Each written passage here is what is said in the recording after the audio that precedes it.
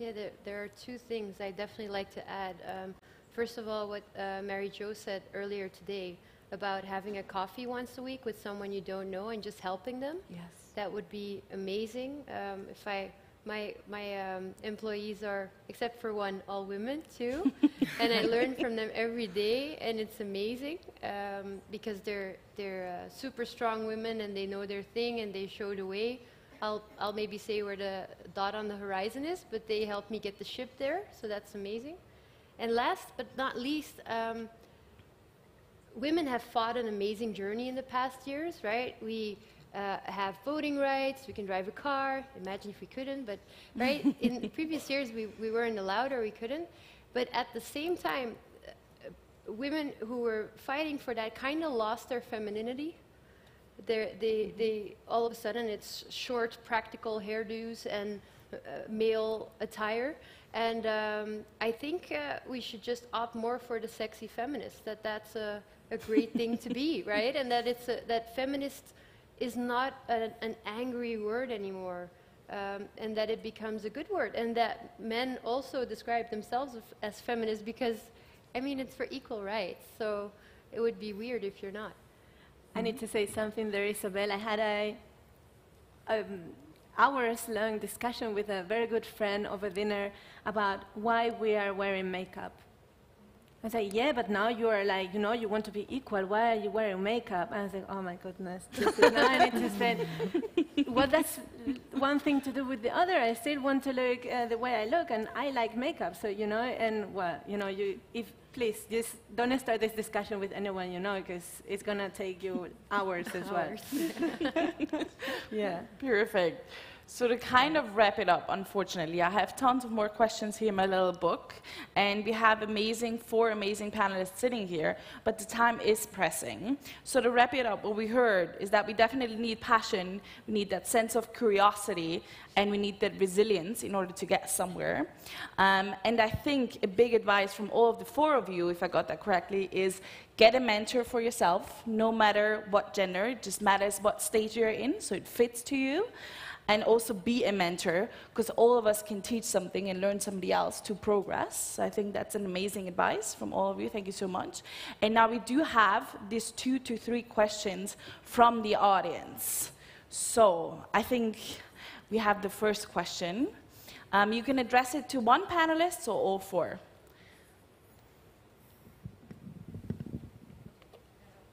Let you know that we are a little bit out of the agenda, so only one question will be answered. It's your question. So one question. Make it a good one. Lucky winner. Hey, hello everyone. My name is Anna Radowski from Coding Girls. Thank you, ladies, for this super interesting discussion, for your keynotes. They truly touched me and I think the audience. And I have a question to Sabella. You mentioned these hackathons that you organize especially for girls. You showed these very impressive pictures, and we definitely want to see more of this, not just guys. So how do you actually encourage, motivate girls to participate and participate at these actually hackathons? Thank you. It's all about spreading the word. When they see I am organizing them, they already feel like coming. It's just like, if you see the team and then you see all men, it's like, okay, a little bit discouraging. And of course, the one that was with a higher rate of women participation was the one that was called women. So it had the word women on it. And I think that's just the beginning to make those more inclusive events. You need to give women women in tech tickets, just for women. So women start to get used, and it's this curiosity that actually maybe drives them to, okay, I'm going to try out. Because yes, otherwise, that's what I think we could do at the beginning. Otherwise, it's going to be just hard that they just get in for the sake of it.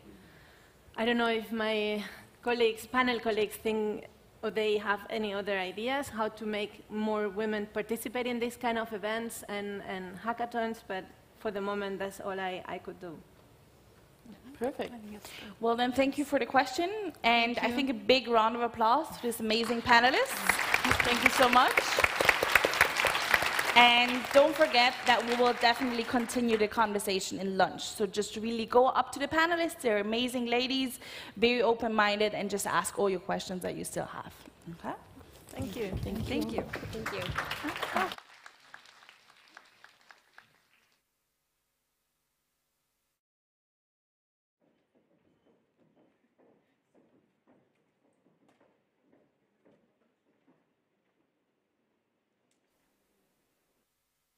Thanks for the great panel. Now we are off to another panel, but before that, I would like to, again, ask you to go on to SHEleader.digital if you want to join the coalition and sign the petition. It's important, as we see that united we stay strong, and when we express our opinion united, more things happen and more successful things happen. The meetup of generations is a logical follow-up step for a discussion. So in a fireside chat, we will meet Hristo Hristov, the CEO of the biggest digital media group in Bulgaria, and which is called NetInfo, by the way, and Anna Atanasova, a student at King's College London, who is getting ready to go out in the digital world.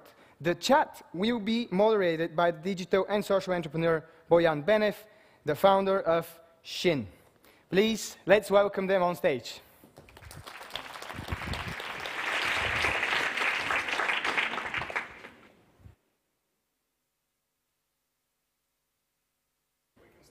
Are you? Perfect. So this is a tiny bit of stalling before the microphones get switched on. Hello, everybody. That was a fantastic panel that we had just before us. I'd like to try something ever so slightly different just before we all go to lunch. I'm sure we're all eager to get to lunch. The preposition for the panel that the discussion that we're about to have now was he said, she said. Now, personally, I've got to admit that I don't like that title. It presupposes some kind of difference of opinion and some kind of tension and distance between the two sides. Speaking to the two people that we have in our panel, let's welcome them here. I see, hey. Hello. Hey, nice to see you. Take a seat. Hey. I see that actually we obviously have a lot more common. Anyway. Are you really that afraid of me that you're going so much further? I think we have a lot more overlap than we have differences. So, especially as the previous panel was so interesting and it raised so many interesting points, I'd like to actually just delve into a few of them in a different way. Also, if anybody has anything to comment or add or ask, please just raise your hand. We have a little bit of time, so we'll use it however we see fit. So, hello, both of you. Hi. Oh, that was nice. Do you hear me? Yeah. We're from the bad guys. We're from the bad guys. With Bojan today. I'm innocent. Let's start off with a couple of lines just from each of you about yourselves. Anna. So my name is Anna, as you saw. I'm a student at King's College London. I'm proud to say that. I'm studying liberal arts with major in digital culture, which makes me a good match for this conference. I have a lot of interest for digital media, and I would like to pursue my career in that aspect. Cool. Yeah. Okay. Good.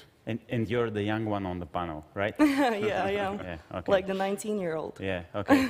So I'm like the retro guy, obviously. Bojan, how old are you? I don't know, 33. Oh, okay. So we're basically in the dumpster now. That's right. We're done for now. They didn't put our time on yet, so this is free? That's why I took my little watch off. Oh, okay, cool. So my name is Hristo Hristov. They put it on. Yeah, but we only have 15 minutes. And I run a digital media company, and it's basically what I have been doing for like some time right now, probably like 13 years or so. And I was a student once, like Anna, a very bad one actually. And unlike me. Sorry? Unlike me, then. Unlike you, yeah. And it's great to be here on stage today. Cool.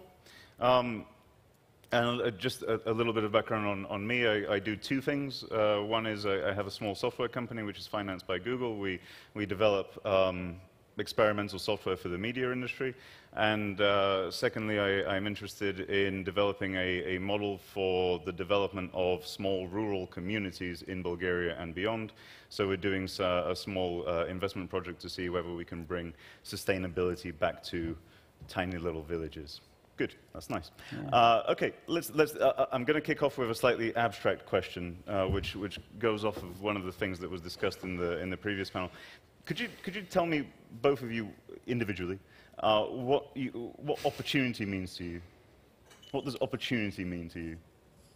Opportunity means the ability to get on a plane and go and study in a different country and be regarded as equally as the locals there. The locals there? Yeah, this is the opportunity for me. Having the world open. Okay. Christian? Yeah, for me, it's sort of being able to jumpstart a business and it's not good? Ah, okay. Is that how it works? Yeah, those media guys.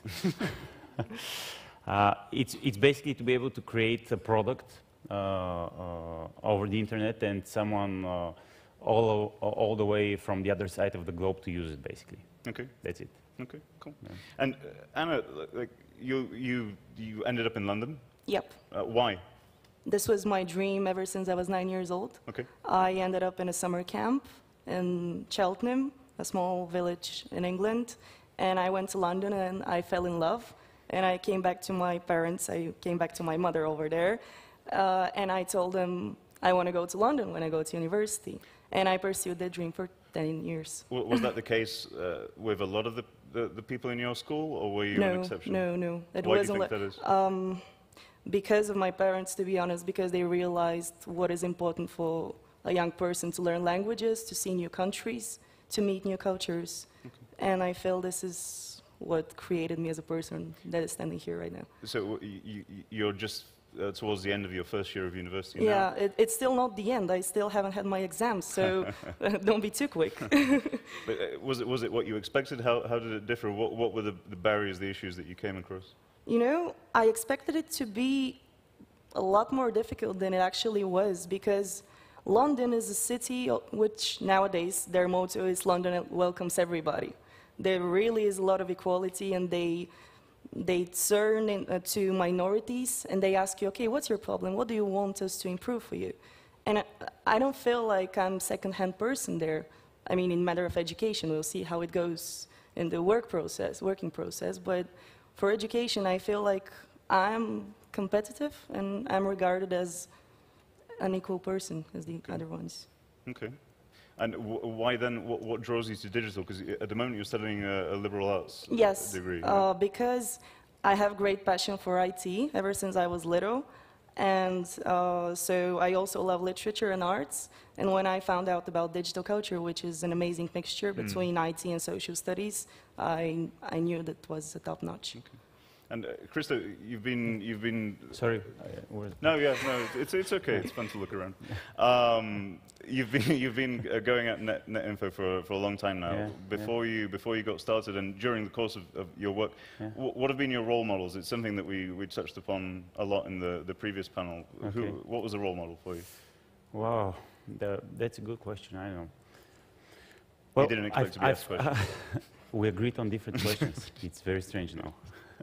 No, I've always been very competitive, and when I was little, I used to train in tennis. I used to play tennis, and I used to compete in tournaments. And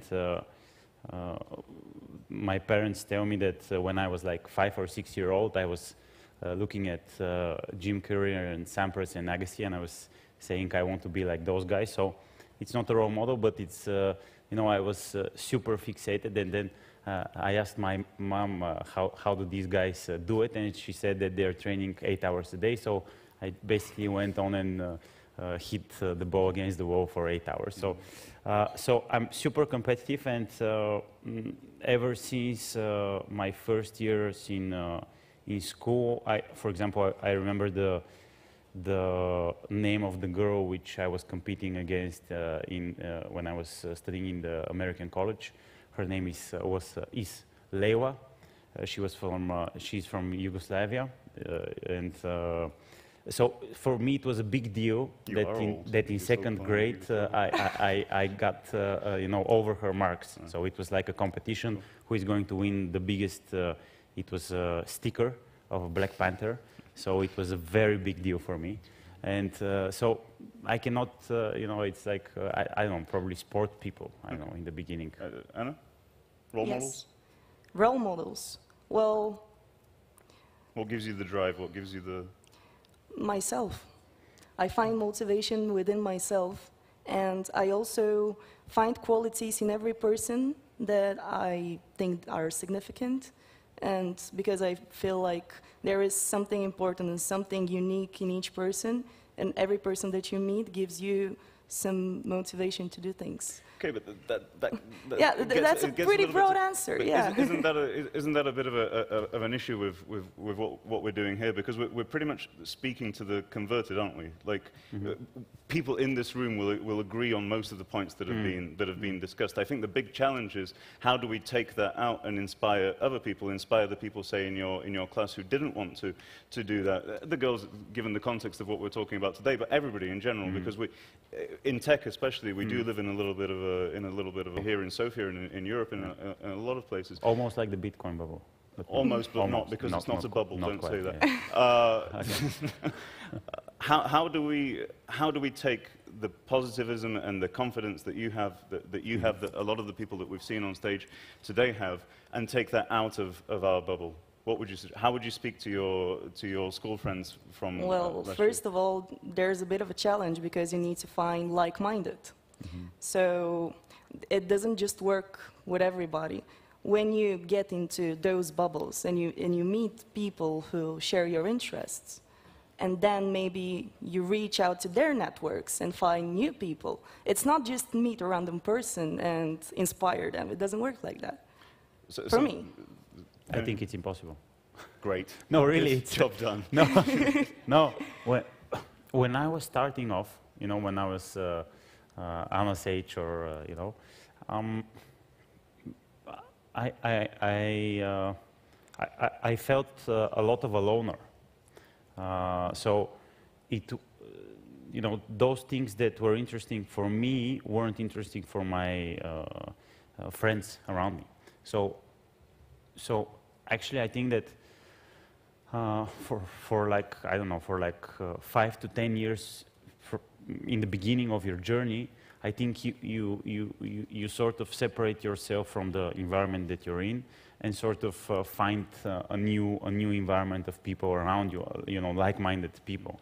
So I think it's, I really don't know how on an early stage you can actually influence other people to, I don't know, perceive the world the same way you do. It's different. I think that's a very interesting point, and it's a question I'd put to the audience and to the previous speakers that have been on here as well. There are opportunities for inclusion in large cities like Sofia or in Berlin or in London or whatever. As Sabella said, there are events which are tailored in the context of this to women. There are more and more opportunities to do that. What about smaller places? What about smaller communities where if you find it difficult to find somebody like-minded here, imagine what it's like to find somebody in a 50,000 person or a 100,000 person city. How do we take that learning out and bring it to smaller communities? Go ahead. The microphone. Just to the microphone. Yeah. Bulgarian people have been very labor immobile in the past. We should not keep them that way. It is not bad that people from small communities where they cannot find jobs move to larger towns. Yeah, of course, of course. But well, what does that... Outsourcing is a great way to do it if you can teach the people to do the outsourced jobs in their small places. But sometimes that's not possible. Then just move. And on the other side, in terms of education for the children of these people who can work in Sofia, I'm sorry, but really they cannot get good education in a small town. Yeah.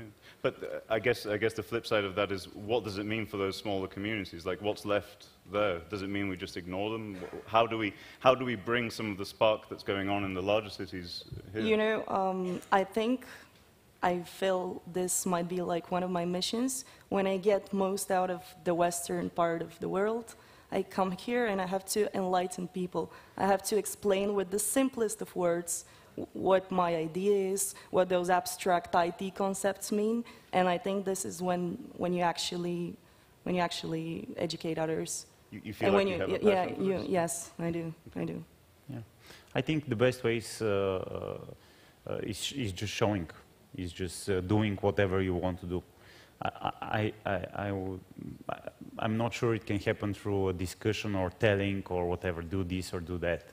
I think it's just by leading by example. I think that's the only way. So something I'd add to that is I think the topic of role models is incredibly important. And one thing I've noticed is the distance between the audience and the person giving the example, the role model that you're going for, if it's somebody on stage, needs to be as close as possible. I think, for example, if you're going to a small community, then find somebody from that community who, as difficult as it might be, find somebody from that community who can act as that role model, because it's great. You know, there are roadshows even in Bulgaria where people travel around and we talk about business and how great it is and how Bitcoin's definitely not a bubble.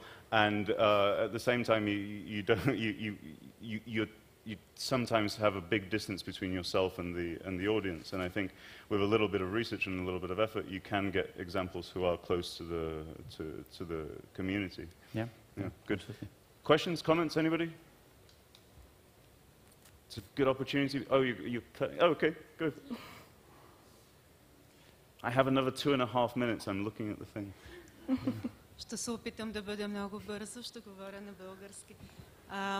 Бих искала да попитам, понеже точно в този формат ми е най-удобно, първо да се представя. Казвам се Мила Николова и съм представител на Съюза на транспортните синдикати в България. Тук съм от името на нашия председател Екатерина Йорданова, която е сериозен световен лидер в синдикализма, в една много мъжка професия, т.е. в един много мъжки сектор, какъвто е транспортния. Комуникациите са малко или много част от него. Тоест, тя самата е добър пример за следване по отношение на женско лидерство. Това, което бих искала да кажа е, че напълно съм съгласна, че примерите за следване са много важни, но за мен като експерт по равенство между половете, все пак това опира малко или много и до социални политики, особено на работното място. И бих искала да попитам точно в този случай, как вие като CEO бихте привлекли тази прекрасна млада дама да работи при вас, какво бихте й предложили и съответно тя какво би очаквала от вас, за да дойде да работи именно при вас. Благодаря. Благодаря. It's a good question. So in the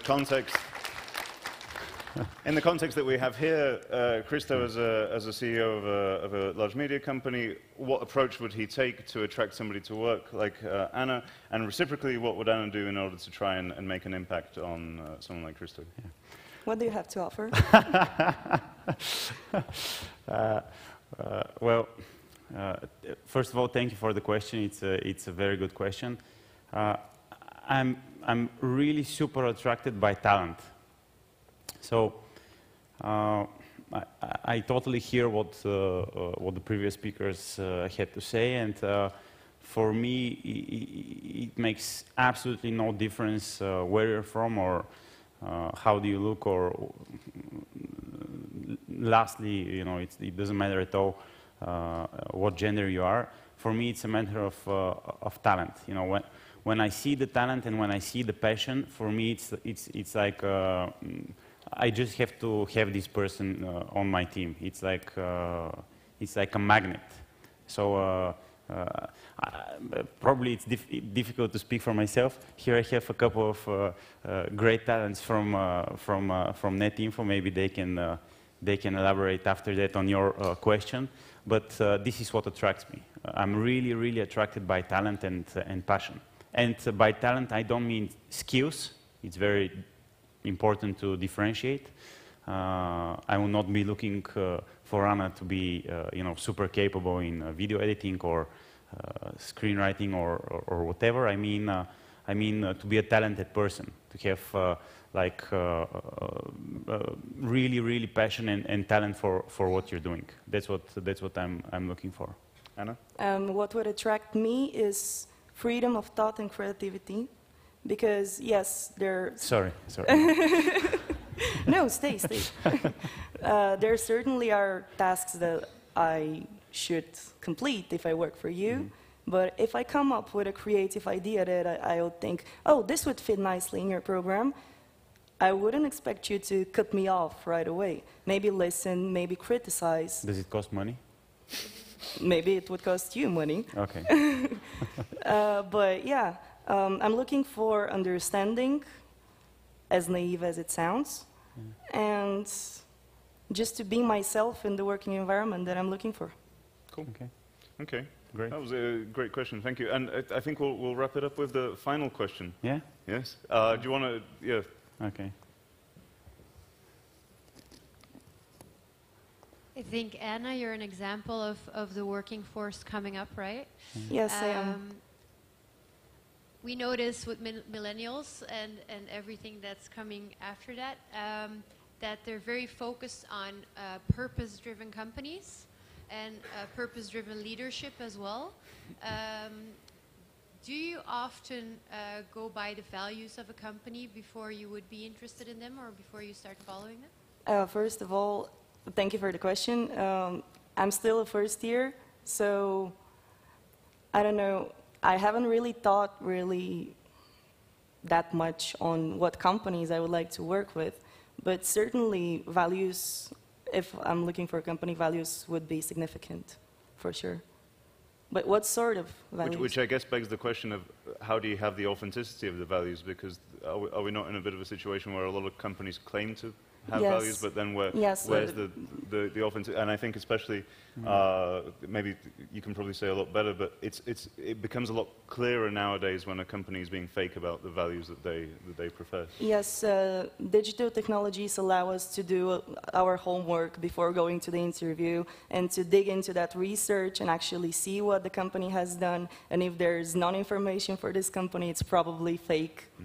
And yeah, I think it's a lot easier nowadays. Cool. Okay. Cool. Yeah, but let's not forget that the Enron guys, you know, which went into bankruptcy, stealing hundreds of millions, you know, they had the same values. They had like the whatever, the fraternity, égalité, I don't know, whatever. It didn't stop them. And I'm not really sure that that the digital age is helping, you know, better communicate those values. I'm not really sure. I think. You think it gives more tools on both sides? I think it gives more tools on both sides. Because if probably there is a news article which highlights whatever bad practices of a certain company, or there is like opinions in groups which. So I think for a big-sized company with SEO and many PR and communication people on board, I think it's like #1 task, get it out. We want only white stuff, clean, perfect. So I'm not sure that it helps. So I think a very important part is speaking to the people who actually work in companies and spending some time in the company itself. I think the cool thing as well, to wrap it up on that, is that there are so many opportunities now to access people and access just communication, whether it's in person or in an internship or anything else like that. Okay, I want to thank you both, and most of all, I want to thank everybody here. Enjoy the rest of the day. Thank you. It's been a pleasure, and make sure you harass as many of the speakers as you can during the lunch. Speak to them, ask questions. We'll be here for a while. Thank you very much. Thank you.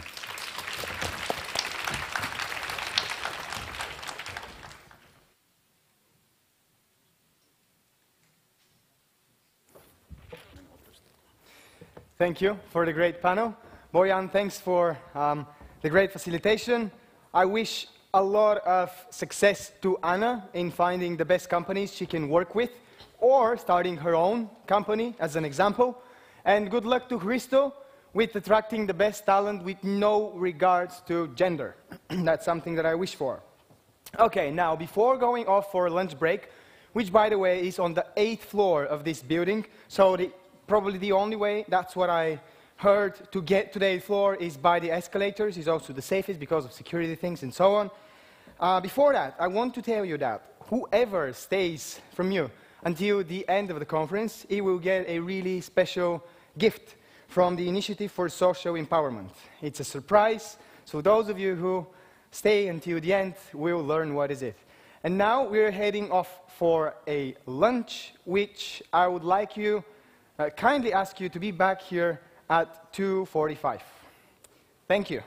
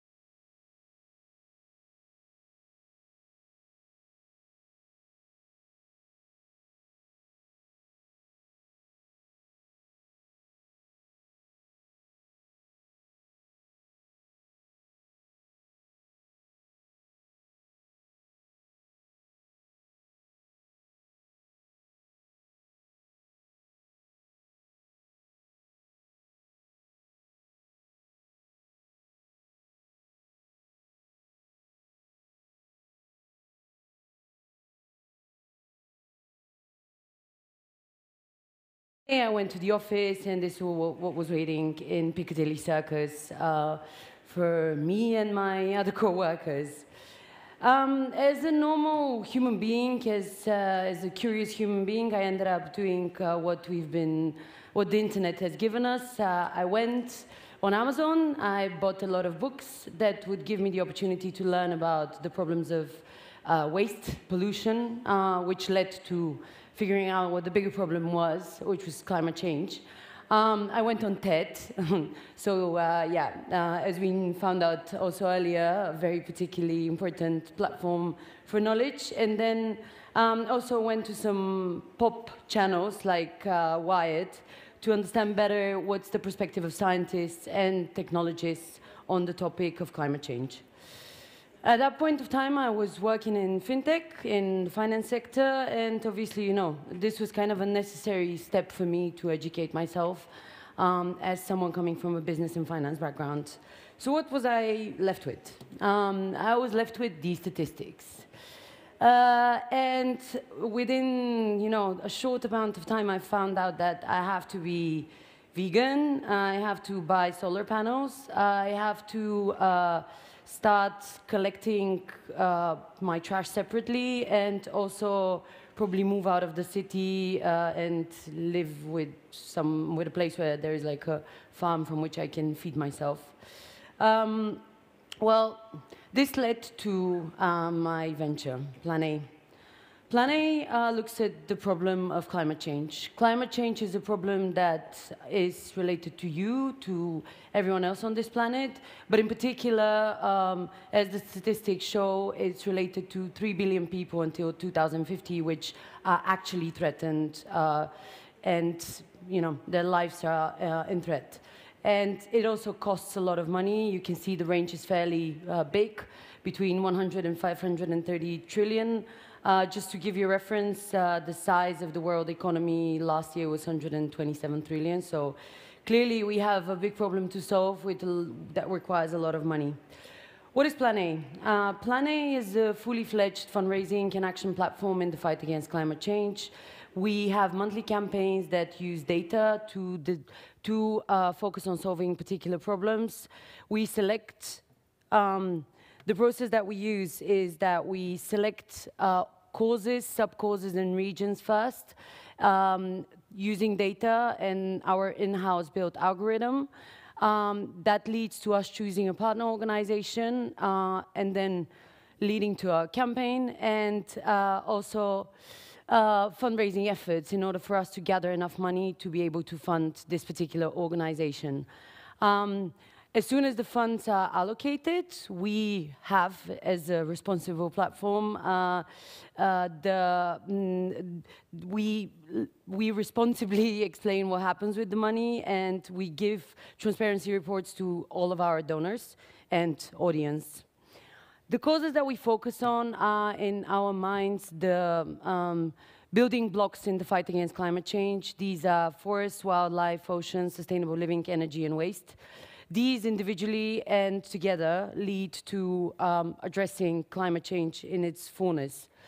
Our revenue model is funded by all the participants in society. Governments are going to be included at the later stage thanks to our algorithm. We speak to businesses which have sustainable practices and focus on being transparent about the way they spend their money and the way they invest. And we speak to individual donors. We take a 10% cut, which is to fund our operations. Our operations, the beautiful Plan A team, guys, raise your hand so everyone knows where you are, who you are, is quite of an international selection of characters.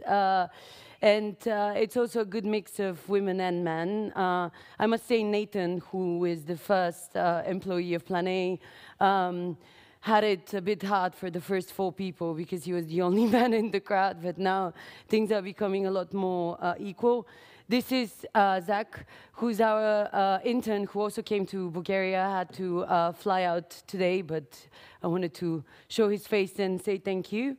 And this is what we do. At the moment, our current campaign is about rivers, and in particular rivers in Europe, and dams that are blocking the whole ecosystem and the ecosystem's healthiness. We are working with an organization called Riverwatch that has become quite prominent with its partnership with Patagonia. Now they just released 2 weeks ago a documentary with Patagonia itself, and they're traveling across the world to promote the idea of dams as something that wrongly regarded as a good source of energy is something that actually kills the whole ecosystem, both for flora and fauna. So this is what I wanted to tell you. We're going to be the whole team here. Also, after the conference, we'll be happy to speak to you if you're interested in volunteering, investing, and also partnering with us. We're looking for sustainable businesses and sustainably minded people. So thank you.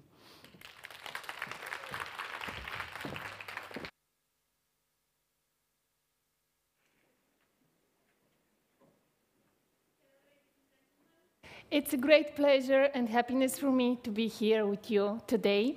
And after the important topic of pollution and climate change, we'll move to another, not less important topic, the topic of childhood obesity.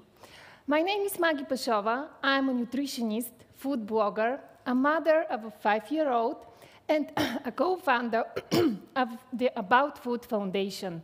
So as you can guess, in the next 5 minutes, we'll talk about food and children. And I'll begin my presentation with some black statistics.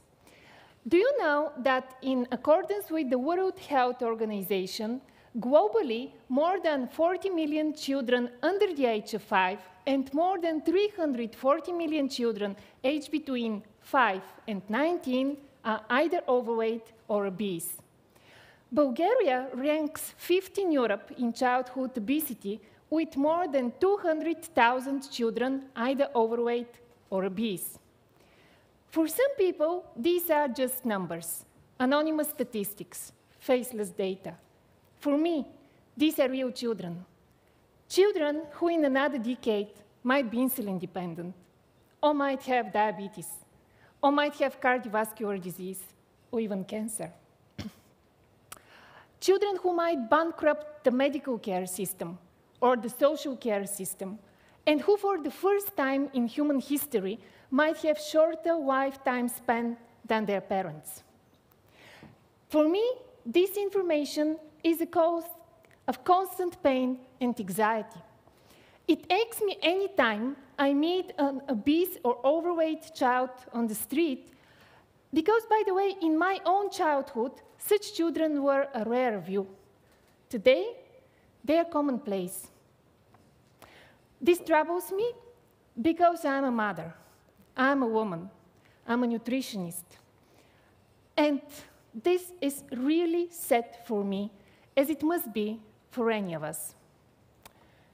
Exactly 13 months ago, together with 3 other Bulgarian mothers, we decided it's time to work for a change.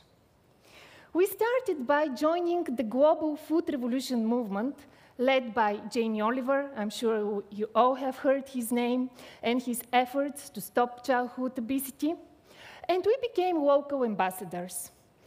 Our local campaign began with a blog post on my food website called Sugar Kids.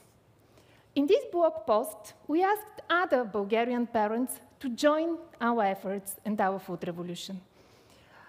Actually, we didn't expect what happened next, because in just a few days, we were literally snowed under with emails.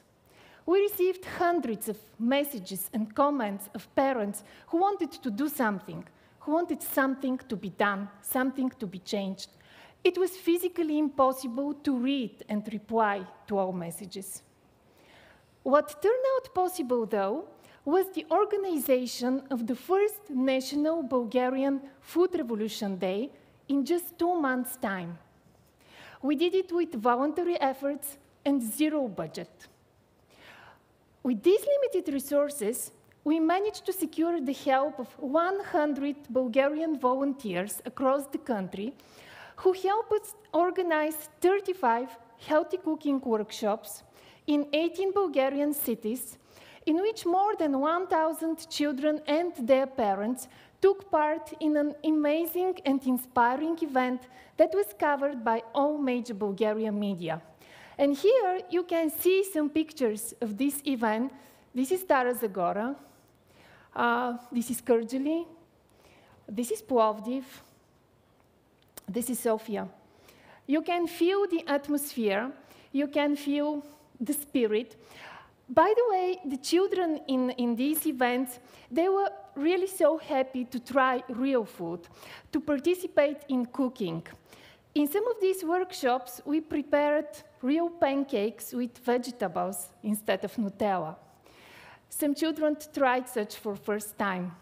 Some of them tried hummus for first time, and they liked it. I believe that two things made that event possible. First was technology, which combined us. And the next, and even most important, were mother's love. And I believe that in our modern times, these two go well together. But we didn't stop there. Shortly after Food Revolution Day, we established the About Food Foundation, an NGO which aim is to inspire more families to feed their children healthy food and to make institutions and society as a whole realize and support the necessary change. We want to change our kids' relationship to food, and we believe that such change is an absolute must unless we want to grow obese and sick children. We want to teach our children the symbiotic relationship between healthy food, healthy planet, and healthy people. We believe that children can love real food, but they need to be served such. Many times at home, and even more often at schools, children are served convenient, packaged, refined food. Such food is cheap and easy to prepare, but it is bad food. It is food that lacks nutritional value. It is food that made them undernourished, overweight, and sick. We want to change the way our children are fed in schools because we send our children in school to learn. And if they're served bad food in school, that's what they learn. We want this change on a macro level. That's why we keep searching the support of institutions and business organizations. That's why we're currently organizing the second National Food Revolution Day that would take place next month. But we also believe that true change starts with each one of us. Whether you have children, or care for children, or have grandchildren, or godchildren, or nieces, or nephews, you can make the difference. By just sitting down and having a healthy meal with them, or by taking them down to a farm or farmer's market, or by teaching them about our planet, or by just sitting down and showing them how much you really care. True revolutions are made with love. And no one is more capable of love than us women, like any one of you here today. So if you want to support us in our efforts, you may contact me or any of my colleagues on these contacts, and please help us cook this delicious revolution together. Thank you.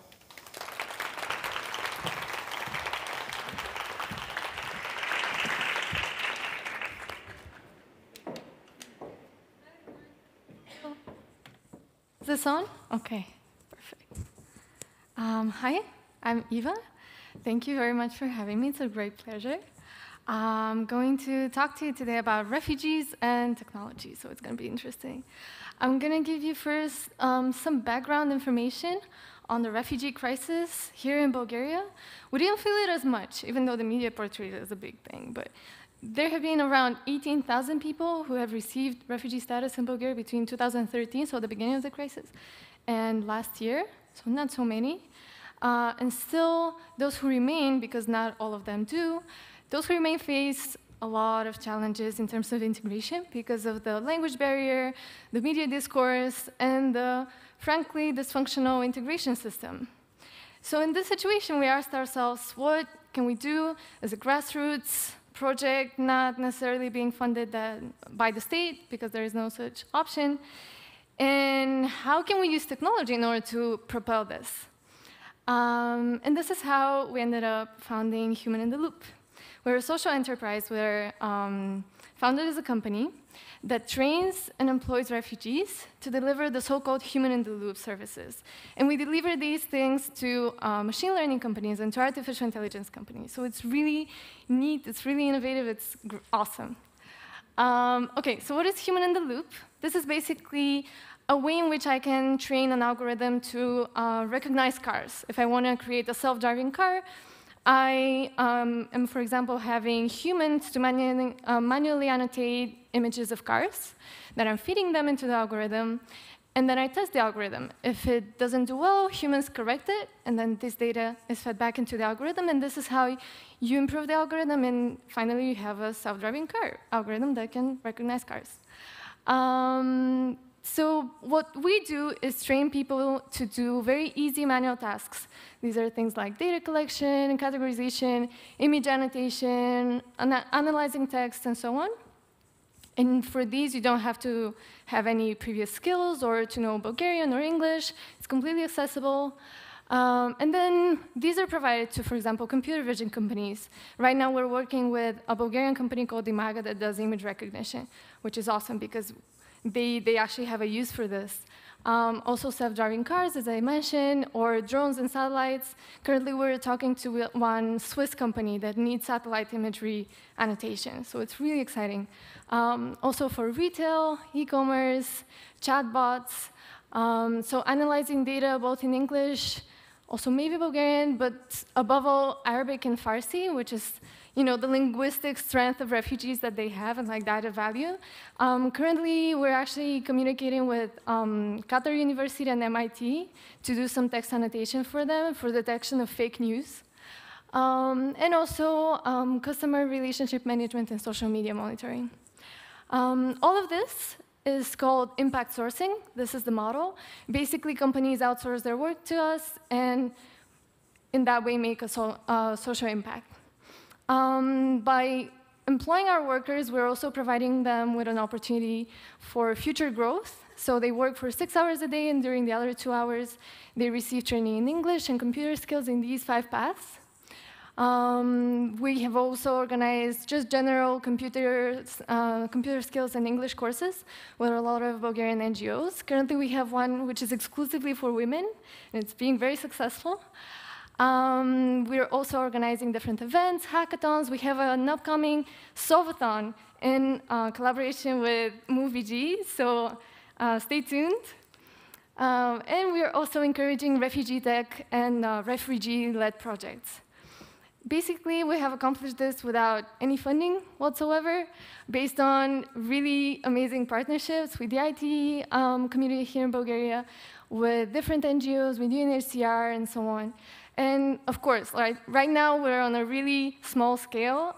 We launched this past March. We have 10 employees. In the upcoming months, we're trying to get started a program for working from home, especially for women refugees. And by the end of the year, we hope to have around 50 people, part-time and full-time. So please, if you have any ideas for a partnership, or if you know any companies that would like to become our early adopters, do not hesitate to contact me. Thank you so much.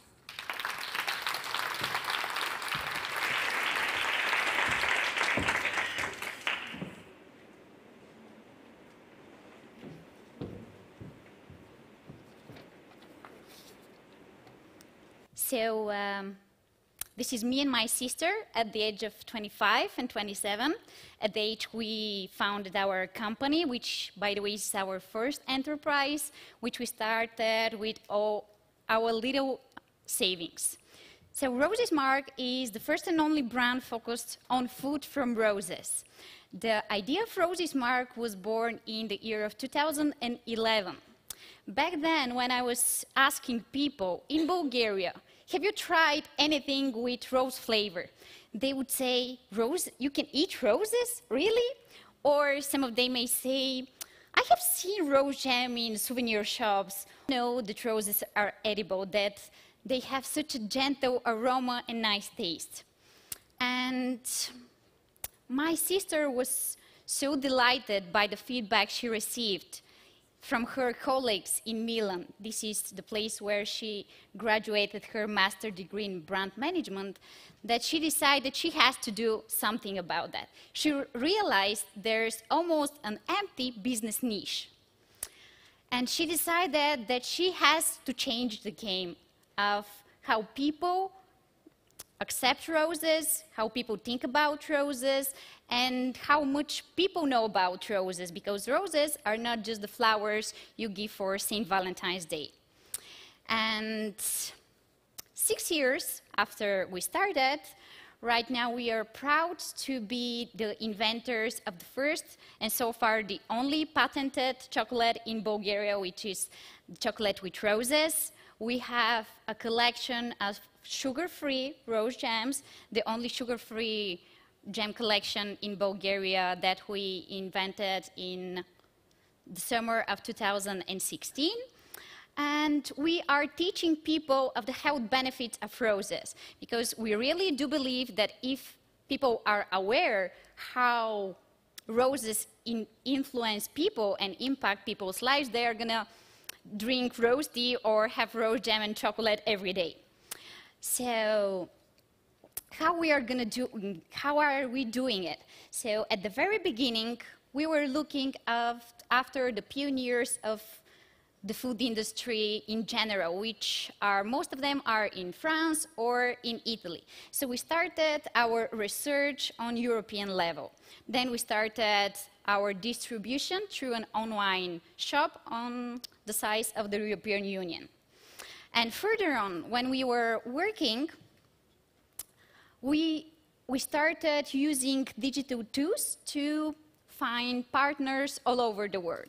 There are a lot of platforms that are connecting producers and retailers. There are matchmaking platforms to almost every international exhibition, and a lot more. We're also proud to be among the chosen enterprises to be in Google's European program, which is called Growth Engine, which helps us digitalize our business furthermore and spread the word about food from roses. What else about roses? I have to tell you something else. Here, most of the inspiring women before me mentioned that everything they have succeeded so far did it without any funding, without any extra financing. This is the way we started as well. When we started, we did it with our little savings. If I have to be honest, that was 5,000 euro, which is for starting a business with physical products, and your first product batch is really not too much.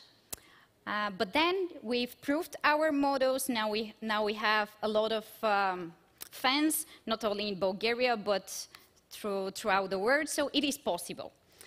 And we are very lucky that this year we won an European grant of 100,000 euro, which will help us spread the word further on. We are going to invest in digital presence of Roses Mark, because this is the way we spread the word. We are living in a digital era, in a digital environment, so being digital is very important. We are going to do that by creating tasty photography and video recipes, and much more, so people can virtually taste and smell the roses. So expect a lot of more from Rosie's mark in the next couple of months, because we are going to use all of our imagination to make you imagine and taste the rose flavor. Thank you.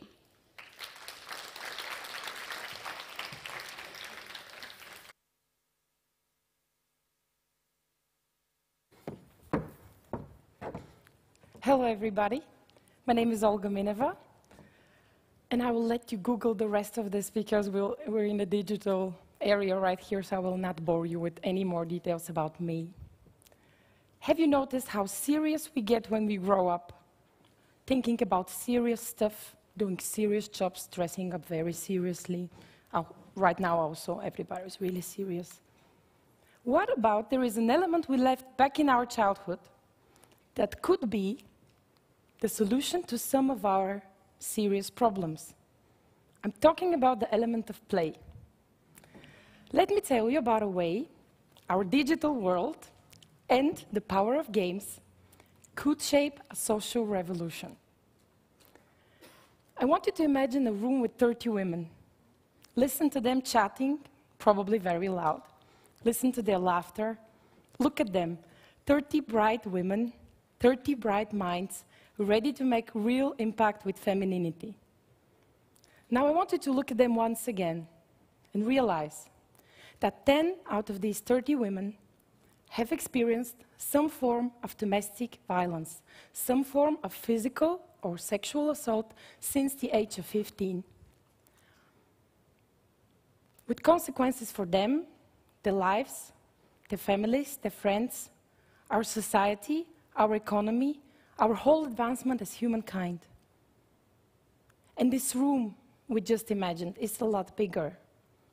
Violence has affected over 13 million women in the EU, according to the most comprehensive survey on the topic up to date.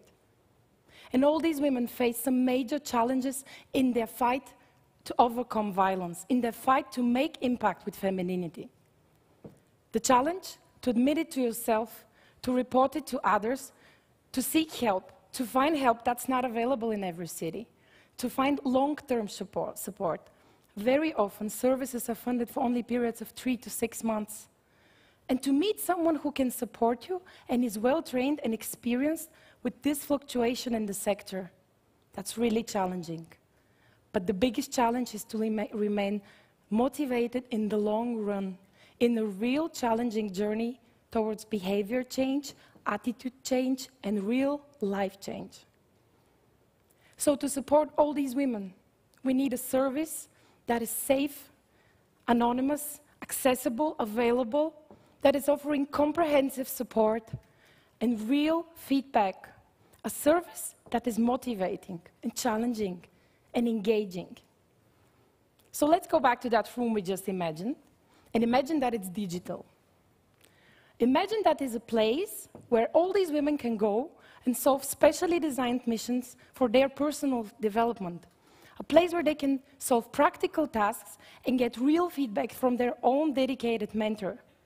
A place where they can go and win points, win badges, get inspired by the progress of others, or just simply play a game and win a surprise just out of a look. Points, badges, progresses, missions, visions, journeys, simple game mechanisms that actually build the foundation of a really solid science, the science of gamification. These elements are shown to increase the autonomy, the creativity, the collaboration, our feeling of bigger purpose, our behavior change. And this place I just showed you is designed in a way to light our engines of empowerment, the feeling of meaning, the feeling of impact, the feeling of competence. And these are real facts and science. And this is the improved platform. It's already there, living. It won the trust and the funds of the EU Commission for its start. And after 2 years, a great team of experts from 6 European countries, 300,000 euro funding, and dozens of counselors in these countries trained. We piloted the platform, we tested it, We're almost over with the testing phase, and that's just the beginning. We want to make this platform even more accessible. We want to develop a phone app and make the platform really engaging. We want to enrich it with content, with all this great personal development content that is available out there. And we want to expand our network of partners, potential employers, counselors. We want to raise awareness and reach more women in need and tell them about this service. So I promise you to illustrate a way how simple game mechanisms could be the roots of social revolution. The Improve project has started this. If you want to join it, just get in touch with me. Thank you very much.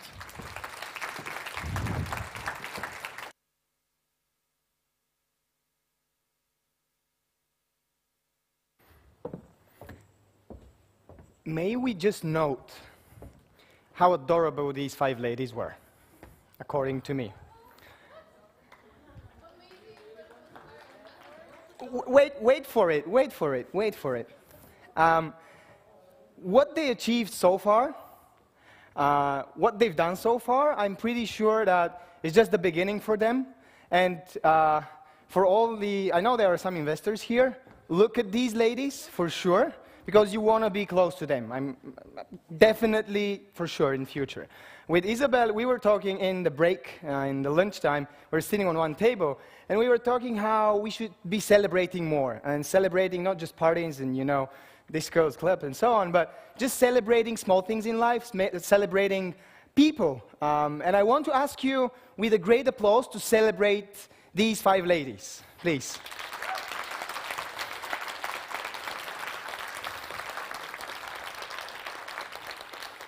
Thank you. And now it's time for us to talk about money, because that's what we all came here for today, right? No, just let's get it serious now. We've heard a lot of speeches from, let's call them the Wonder Woman, and we all realize that they create something of true matter, right?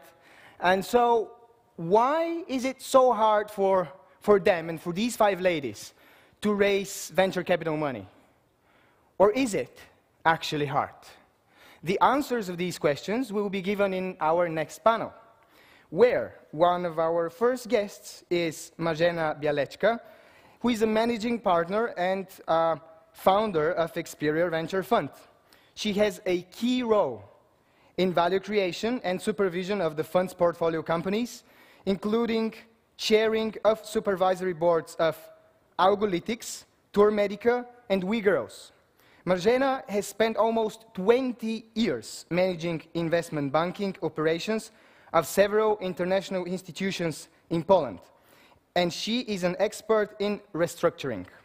She is active in supporting women-led companies and is mentor in Foundation for Women Entrepreneurship. The second guest is Vasil Terziev. He is a successful entrepreneur, angel investment, and mentor to some of the leading startups in Bulgaria. He's also a partner at 11 Venture Fund and co-founder of Telerik Academy, the pioneering education organization that trains and grooms the digital builders of tomorrow. Vasil is also actively involved in the global startup ecosystem. He's on the board of Endeavor Bulgaria, as well as member of Max Stadium's board of directors, which is the leading US provider of private cloud hosting services. In this panel, we have a moderator, and he's no different than an investor. That's how we planned it to be. They will be put under fire by Rumen Iliev, who is a partner of LaunchUp and manages the application process, the pre-selection, and the portfolio relations. Previously, he had his own business consultancy practice focused on solving business issues and helping companies and their management in achieving business goals. During his professional career, he has held various senior expert-level positions at some of the biggest multinationals in utilities and insurers in CE region. Now, because I'm getting hot because of the lamps and because I had too much talking, let me invite them to the stage. Applause.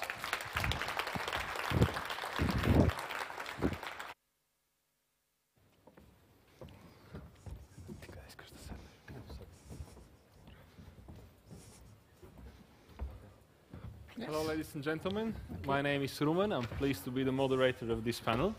But before we start, I would like to have an experiment, with your help, of course. Please think about a successful entrepreneur. Think about this person. Think about a name. Are you ready? Yeah? Do you have it? Okay, please raise a hand, those of you who thought about a male, a man. Right? Let's see those who consider a woman. Right. So, obviously, those that consider a man first is a majority, even in this room. So let's start with the panel. And before that, since the topic is fundraising and the difficulties for women to raise money, I read some statistics this morning. And the statistics for 2007 by Fortune magazine, quoted by Fortune magazine, and of course by other data sources, is that only 2.2% of all venture capital money in 2017 was invested in all women-led teams. In contrast, 80% of all venture capital money in 2017 was invested in men-led teams.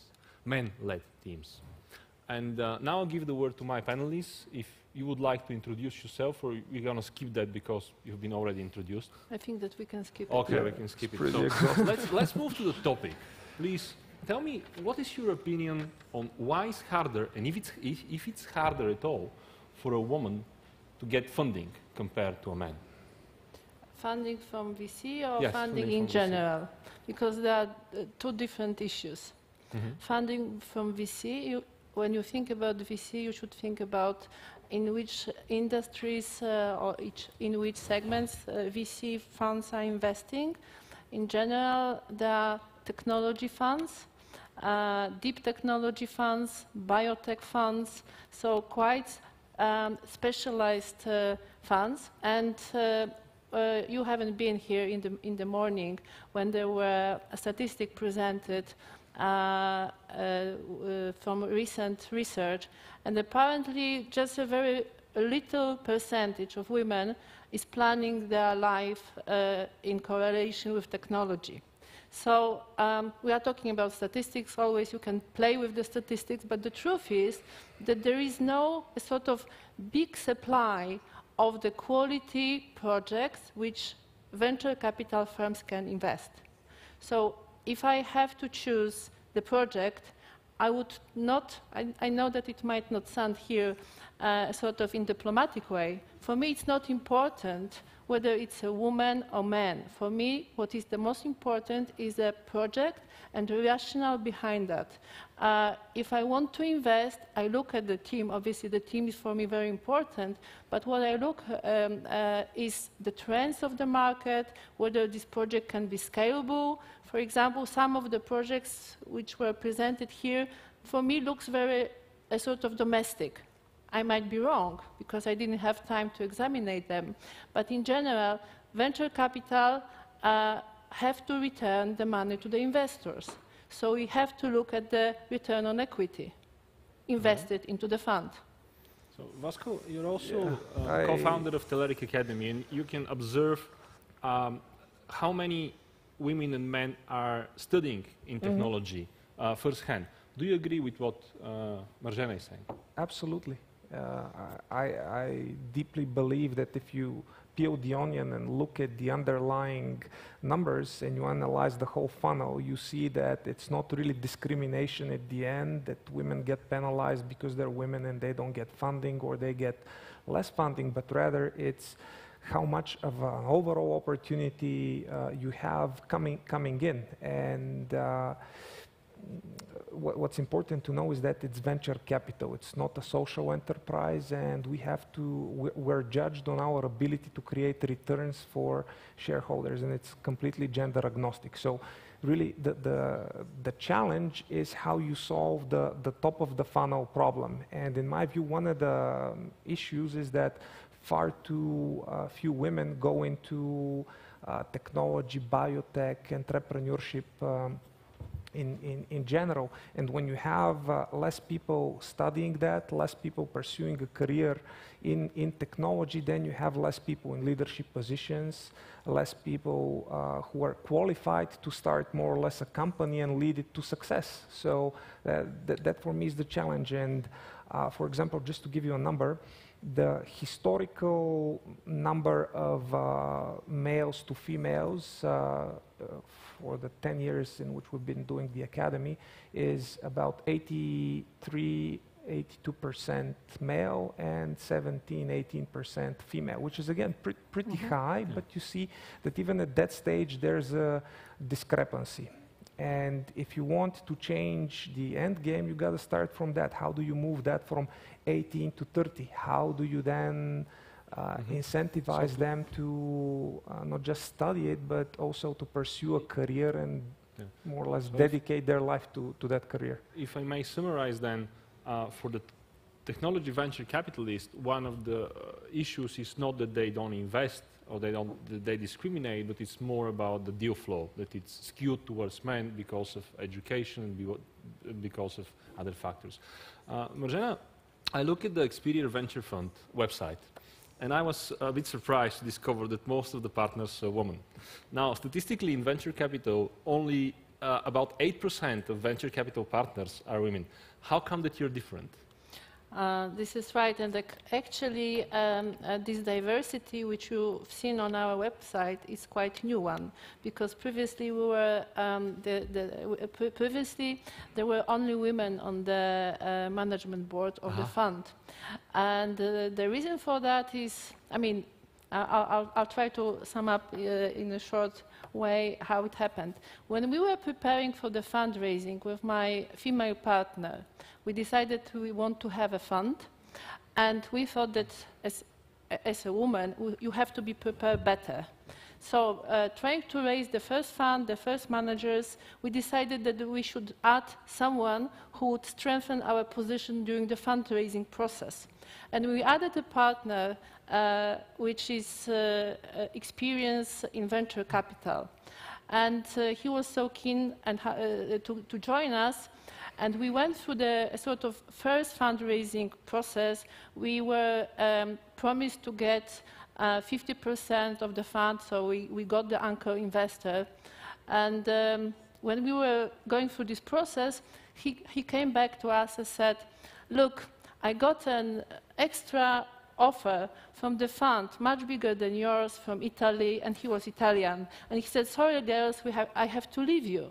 And then there were just two of us, which is not just because it is quite enough. But as I said, women are sort of they think that they should be prepared better, and I believe that this is something we have to work on, because men are not so prepared, and they don't have a problem to come and not very well prepared to ask for money, but women are different. So we asked another girl to join us, and she was with us for almost 4 years.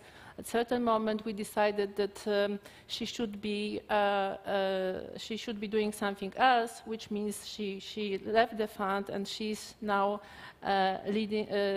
running one of our companies when we have a majority stake, which is something also quite unusual. So the story was we wanted to be prepared well, and because of that, we added the men.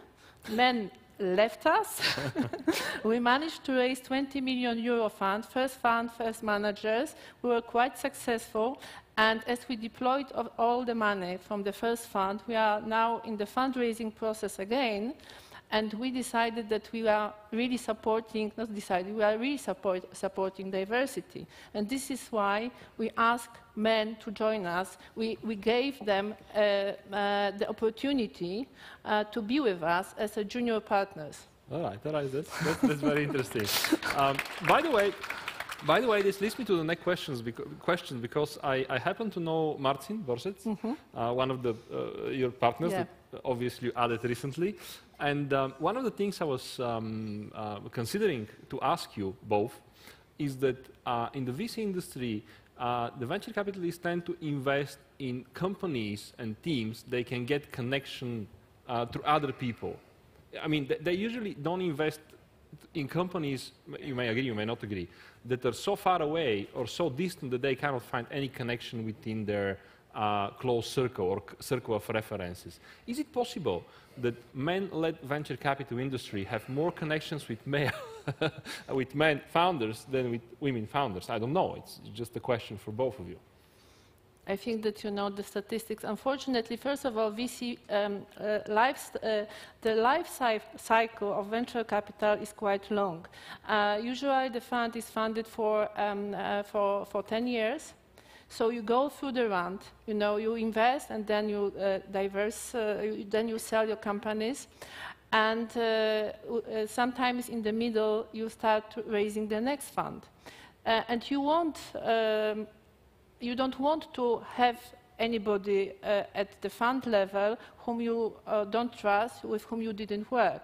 And because this is a sort of male world still, you know, dominated, it is very difficult to be in the position to join the male team. And because men invest in men businesses, also because of the reasons we mentioned, because there are not too many projects which are in line with the fund strategy, then it's like, you know, a cycle. Men are investing in men, and to change the situation, I think that, first of all, we have to promote more women in funds. We have to hire more women for associate position and then promote them. And also, yes, coming back to look at and invest. Vasco, what do you think about that?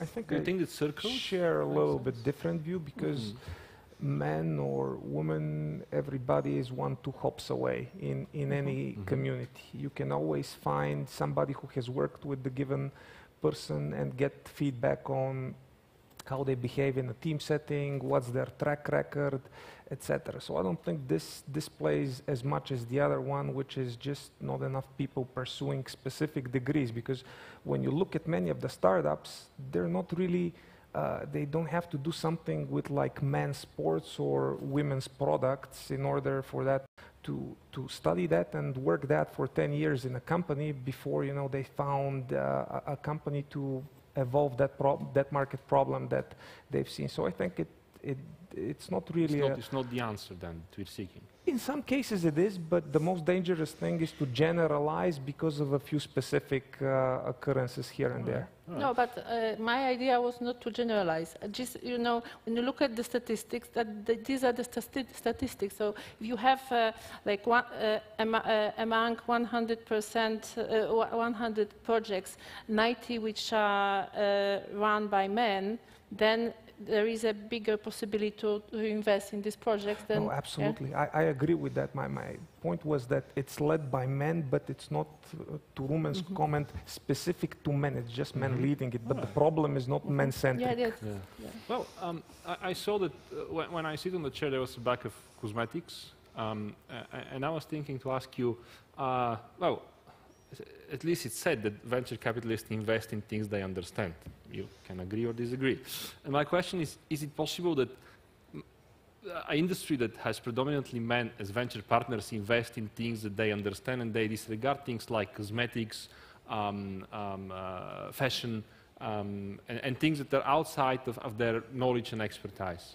Yeah, I already told you before when we had a small chat before the panel that I disagree with this. And also you name my partner, Marcin Borecki, who is an entrepreneur and he's really a technology person. He was an entrepreneur and he was in the position of trying to find funding from the venture capital industry. And apparently he learned during this time that the majority of venture capital doesn't have a clue about the technology because they are, the composition of the venture capital are ex-investment bankers. I am an investment banker, by the way. These are the, you know, people who are working like, I don't know, Sometimes they are even lawyers, but the majority of them are connected with the financial industry, and they don't have this expertise. Now, this is why, for example, our fund, we decided, because we are a technology fund, deep technology fund, and the second fund is going to be the same, we want to have in-house knowledge to evaluate better the projects which we are looking at. And I think that this is something what the industry is lacking. I would not agree that, you know, as I said, that venture capital guys, they know what they invest in. On the first place. Yes. Most of the investors don't know what they invest in, but some of the ones that do, they have the habit and they have the process to bring in people who understand the domain, and they always do a reference. I mean, I can't understand possibly everything in which I invest, but I have a network and I call up the right people who can tell me who are the players, what are the problems, is what I'm being presented real or it's fiction, and then, you know, I put all of those together and I make an assumption. And, you know, as much as it's convenient to say this is the case, I don't think it is. Yeah, but you know, I think that with the external experts, we did the same in the beginning. You pay the external expert, and the external expert doesn't really take the risk. He doesn't invest his own money, and I do invest my own money. So I would rather have someone who is inside expert, who is also investing, rather than asking, you know, the experts from the who are advising a bunch of people. So sorry, this is my... No, this is about company setup, but point in question is you never know all the answers. So, yeah. Mariya, you're coming from an industry that before you actually become a venture capitalist, which is male-dominated industry, you were in investment banking, which used to be an industry dominated by male about 20 years ago. And that changed. That changed rapidly. I think banking in general. Now we have seen I guess, gender equality in banking, and women prove to be much better than men in many areas in banking. Do you see any changes in the venture capital industry, or do you believe that this industry can change towards more gender equality in terms of investment and in terms of people involved? Yes, I've seen the changes. Yes, that is true. That when I was an investment banker, I remember the meeting at HSBC investment banking annual meeting. There were heads from the different countries all over the world. There were like 70 people in the room, and among the 70, probably there were 3 of us women. And I was asked at the time question, how do I feel being at such sort of high position? And it was at the time when there was still Margaret Thatcher, and I asked the guy who was a British guy whether he asked his prime minister how she feels being at such a position. I see the changes. It is similar with the legal firms, where you have also similar composition of men, almost no women. In Silicon Valley, I think that this is the place where it started. You've seen the changes. They're adding women to the partners' position. The funds, which are like the biggest funds, they're adding slowly. Why they're adding slowly? I don't know, but I hope that they will follow the trend, and that the situation will change, because I believe that for the investor, for LPs, it should be important to have diversity, not only, you know, gender diversity, but in general diversity, because then you have the broader perspective, and then you minimize the risk of the investment. This is how I see it. I look at that as more of an opportunity rather than a problem. And I look at it as like a market development problem. Like all of us who've built a company, we know we see the future. The future looks better than the current status quo, but there's a lot of gravity pulling towards the status quo. So how do you approach that? Small win by small win, you build on top of every win, every customer. You learn, you get better, and then you accelerate. So I believe the same thing is happening in our industry. We just need more success stories, and it's already started, and it will very quickly catch up. I think like overnight, like in other industries, it's going to transform. But it just takes patience. And again, it's not a bad thing. Like, it's an opportunity to change the industry for the better. Success stories. Can you both give us an example of woman-led founders you have invested in, and you think that they could be one? Yeah. They could be a next success story, at least in our region. Well,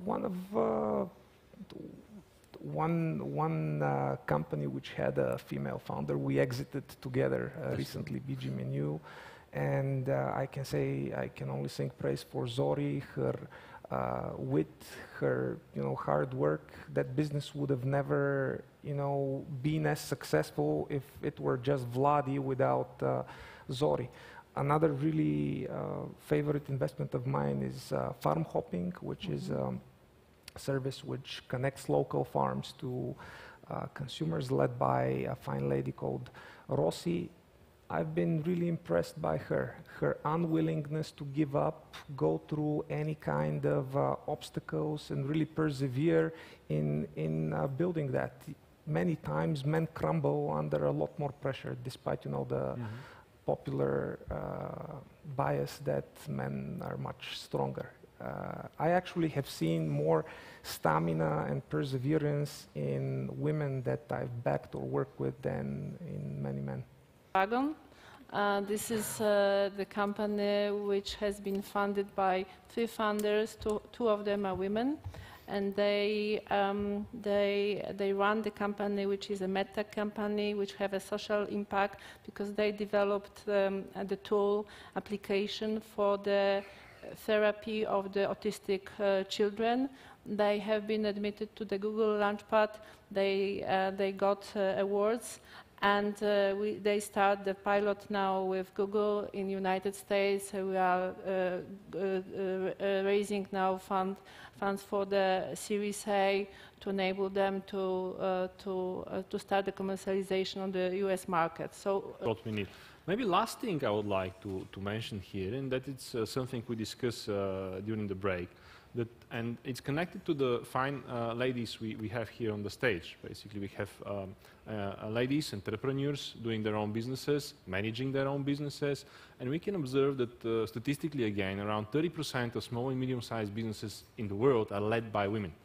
Now, at the beginning, we discussed that technology is slightly different area. So there is just bigger supply of male graduates in this industry. But again, from statistical perspective, there are more and more deals done by venture capitalists in a woman-led company. So this year is supposedly a record in that, with about 4.5% of all the deals done in companies led by women. Do you think there are reasons for being harder for women entrepreneurs to raise money now that will change in the future, or do you have anything to add to this panel in general? I see the positive trend. Again, I look at the United States market because this is a sort of, in certain way, role market for the industry. There is a gap between United States and Europe, quite substantial in terms of funding of scale-ups, because it's not a sort of problematic to find seed financing, but for the scaling the business and finding the funding for the scale-ups, it's a positive signal from biotechnology sector, artificial intelligence. So I believe that there is a hope that there will be more of us, women, in the sectors which are, for the time being, dominated by men. I'm quite positive that the change will come, or it's already coming. All right. Yeah, I also believe in that. I believe it's going to be a good thing, whether it's going to move from 4 to 40 or to 20, as much as opportunity permits. Ultimately, it has to be based on some sound logic and value creation, and not just self-righteousness that it has to be this or that way, because it's not just women. I mean, I've been on the other side. I've raised money in all the compartments, more or less. Series A, went for a Series B, we're considering an IPO. Well, it's tough. It's tough when your name doesn't sound familiar, it doesn't have the right ending to the VCs. It's tough when you're coming from Eastern Europe rather than Western Europe or even the East Coast. I mean, there's all kinds of discrimination. It's not against women, but the good things that I see is that this more or less is lessening, and there's more opportunity created for women, more opportunity in terms of what's happening in Poland, in Bulgaria, in Romania, and just the opportunity, at least in our sector, is becoming more and more globally dispersed and balanced, creating much more interesting networks and sucking in a lot more people who didn't have access to that. So I believe many good things will follow. Mm-hmm. Thank you very much. I think we covered most of my hypothesis here, why there is difficulty for women to raise money. I think we may have time or not. Okay, we don't have any time for questions, unfortunately, because Marzena needs to leave. Sorry, I have to run, but maybe you can... Thank you very much for being here in Bulgaria at the SHEleader conference with us on the stage. Thank you, Vasco, for also dedicating some of your time. Thank you very much for inviting me, because I think that this is a great initiative. Sasha, really great work here has been done, and I cross my fingers for all ladies who want to raise financing. You have to believe that you are really presenting something which is exceptional. If you don't believe in your own project, nobody would believe in this. So this is my sort of free sort of advice to you. Really be prepared when you fundraise, know your competitors, know the market. This is really something you should be, prepared well when you go to the VC or other investors, angel investors, and ask for the money.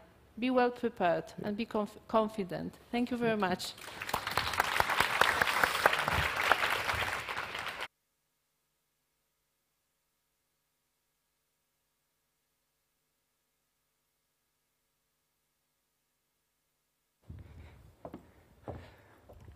Pretty interesting discussion. Thank you. And briefly, I wanted to share something with you that I've noticed with our work with 11 and with Started Smart, and it's the following. I've seen a lot of entrepreneurs go through our educational programs at Started Smart, through our acceleration programs at 11, and I've seen a lot of male entrepreneurs who are insecure, like they want to work on the business that they're building, but they're not burning about it, and they're really easily ready to give up.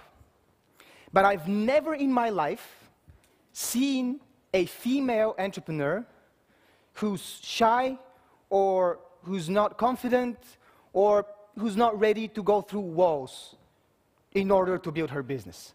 Like, every single lady, female entrepreneur that I see, she's literally on fire. She's like on top of her entrepreneurial game, and I love this. They're just, if you ask me, you're way more driven than male entrepreneurs. I don't know why this is, it's just my opinion. And there's actually a belief that women are way different in running and starting their own startup ventures than men. They say that women have a more feminine nature, something that I believe in. They initiate more impactful ventures, something that I even more believe in.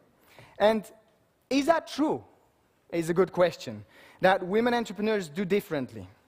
We'll learn this from the source, probably no better source for this thing. Larissa Best is our next speaker. She's a director and co-founder of the think tank on gender complementarity, Equilibre. As an active early-stage investor, privately and through the Women's Angels program, Rising Tide Europe, Larissa has been nominated president of the Luxembourg Business Angels Network and is engaged with the European Business Angel Network, EBAN, exiting a software as a service company in the intellectual property domain as well as gaining an MBA and Master's in Finance, let her become a proverbial Jane of all trades, lecturing at universities and on the European speaker circuit on subjects related to gender impact investing, entrepreneurship, and family businesses. Please welcome Larissa Best. Okay. So, good afternoon, everybody. I can see that we've had some people leaving. So I'm going to make you work so nobody falls asleep. The first thing I need is my clicker. Here we go. Fantastic. We just want to change the world. So what does that mean? I'm gonna tell you a bit about my story. I'm going to keep it quick because I want to make you work a bit here. First of all, who here is an entrepreneur? Raise your hands. Don't be shy. Great. Who wants to become an entrepreneur? Okay. And who's just interested in entrepreneurship and that's why they're here? What? Not everybody's raising their hands? What's going on? Okay. Who here knows what the hero's journey is? Right. Okay. Anybody who's gone to the movies lately? Okay, good, good. So if you've seen a movie lately, you've probably seen the hero's journey. So because the hero's journey, what is that? It's basically somebody, so a lot of writers use it because it basically starts, you want to go somewhere, you want to get somewhere, and then all of a sudden something bad happens, and you kind of have to crawl out a hole. And I think we all have a hero's journey, specifically when you're an entrepreneur. Oh my God, you're on a hero's journey, right? You have that beacon of light at the end that you really want to get to, and you keep walking, walking, and there's a cliff, and you have to have a ladder, etc. So let me tell you a bit about my hero's journey. So basically, I started my first company when I was 18 years old, okay? Entrepreneur out of necessity. Why? I kind of had to go through university, and somebody had to pay for it, right? So started an event management company, and it was awesome. We had so much fun. We made enough money to get us through college. And after 3 years, we all skedaddled, and the company just had to stop. So we were like, okay, well, that was fun, but we had to move on. And in my master's degree, I absolutely wanted to go to the US. So in my master's degree, the first 2 top students had a scholarship to the US. And I said, I want to get that scholarship. So I worked really hard, and guess what? I became one of the first 2. So you see that? So you can guess what happened next, right? So cliff coming up. What is that cliff? Oops, I got pregnant. Here we go. So I was like, oh, oops, that wasn't planned. So I got that awesome scholarship to go to the US, West Coast, right, and get a master's. And yeah, with the baby, that's not going to happen. So finished my master's, went home, and kind of had to rethink my life. So period of rethinking, of reflection. And then I had my daughter, who... Yeah, well, if you have a baby, oh my God, I can tell you what a difference in your life that makes. So that was, again, okay, I said to myself, okay, I'm gonna manage this. I'm gonna manage this. This is gonna be fine. So I tried a couple of things. So I tried doing like a doctorate next to it, and I realized, okay, I'm not into that. But what about you know, doing some entrepreneurial work? Nothing really came up. And then after that, I said to myself, okay, I'm just gonna go for a job. I studied, I had a Master of Banking and Finance. I said, okay, I'm going to go for a job. So I applied for a couple of jobs, and I actually got accepted to 2 in investment banking. So I was like, oh, awesome. So my career's back on track. Yeah. But then my mom called me, and she said, honey, you know, remember we have that family company, and it's really not looking well. Could you come and help us? And I'm like, but I just got offered 2 awesome jobs. And she's like, yeah, but we kind of need your help. I'm like, okay. So again, like, okay, no, I can't do it. Fine. Okay, so I went to the family company. It was a regulatory technology company in the intellectual property space. And you think to yourself, coming into a family business is awesome, you know? So, because, yeah, your mom is a CEO, etc. Well, let me tell you about being in a family business. It's not that awesome, because everybody thinks that you got there because you're family. So that means you have to work twice as hard to get the respect of your coworkers, right? Problem was, I also had to fire a lot of our staff and close a lot of our subsidiaries because we were not doing well financially. So that wasn't fun either. But it was an amazing learning curve for somebody who was in their mid-20s. So I learned a lot. I did all the financials. I did all the operations. I put in technology. And then after 2 years, my mom was like, actually, you're doing well. How about you just take over? I'm like, OK, fine. So she skedaddled. And in my late 20s, I managed a company of over 30 people. So I was like, OK, so let's see how this works. But things were getting actually a lot better. You know, we were financially, we were doing well. We were making nice amount of profit. We looked at lots of digitalization. We were really at the forefront of our industry. And then at one point, my mom and I sat together and we said, OK, so what are we going to do next? Because when you know about the problem with digitalization is you kind of have to keep moving. So we said to ourselves, if you want to be, we were like this itty-bitty tiny company, and we had like these huge competitors, which were basically like 20,000 people, okay? 30 people, 20,000 people. And then we said, okay, we need an investor. So we were looking out for that investor, and turns out, instead of getting an investor, we got a strategic buyer. Okay, so instead of getting somebody that put money into the company, somebody told us, how about we buy you, and then we invest the money into you? So we were thinking about it and said, yeah, actually, that's a good idea. How about we do that? Now, what nobody tells you is, when you get a strategic buyer, first of all, it takes a whole freaking year until they actually buy you. And in that time, okay, not only do you maintain your business and grow your business and stay profitable, but you're also negotiating. You're traveling all over the world to actually see everybody who wants to buy you. Okay, so you basically now have not only the job of growing your business and maintaining it, but you also have the job of selling it. So what happened? Burnout, of course. So in between, by the way, I had my second child, FYI. So I was saying, OK, that's not good. So I was in a position where I wasn't doing well. I could not even go to a grocery shop because people freaked me out.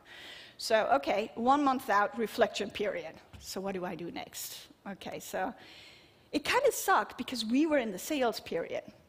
And one of our biggest clients, which at that time was Nestle, nobody tell anybody, said, actually, we might be insourcing some of the stuff that we're outsourcing to you. So I was super stressed. I was like, OK, if I'm not going to sell this thing, oh my God, the valuation is going to go down. But then I had the burnout. There's nothing you can do, right? So it took me a month to actually get back on track. And then after that month, I said, OK, let's do this. It took another 6 months to close the deal, shaved off 10% of our valuation. That's the way it is. And then basically integration comes. OK, integration, what does that mean? It means you have this huge company, corporate, OK? Itty-bitty tiny company trying to integrate into it. And after about 2 months, I kind of realized they don't really need a CEO anymore. So I quit, and I was like, OK, I'm going to leave. Thank you very much. Goodbye.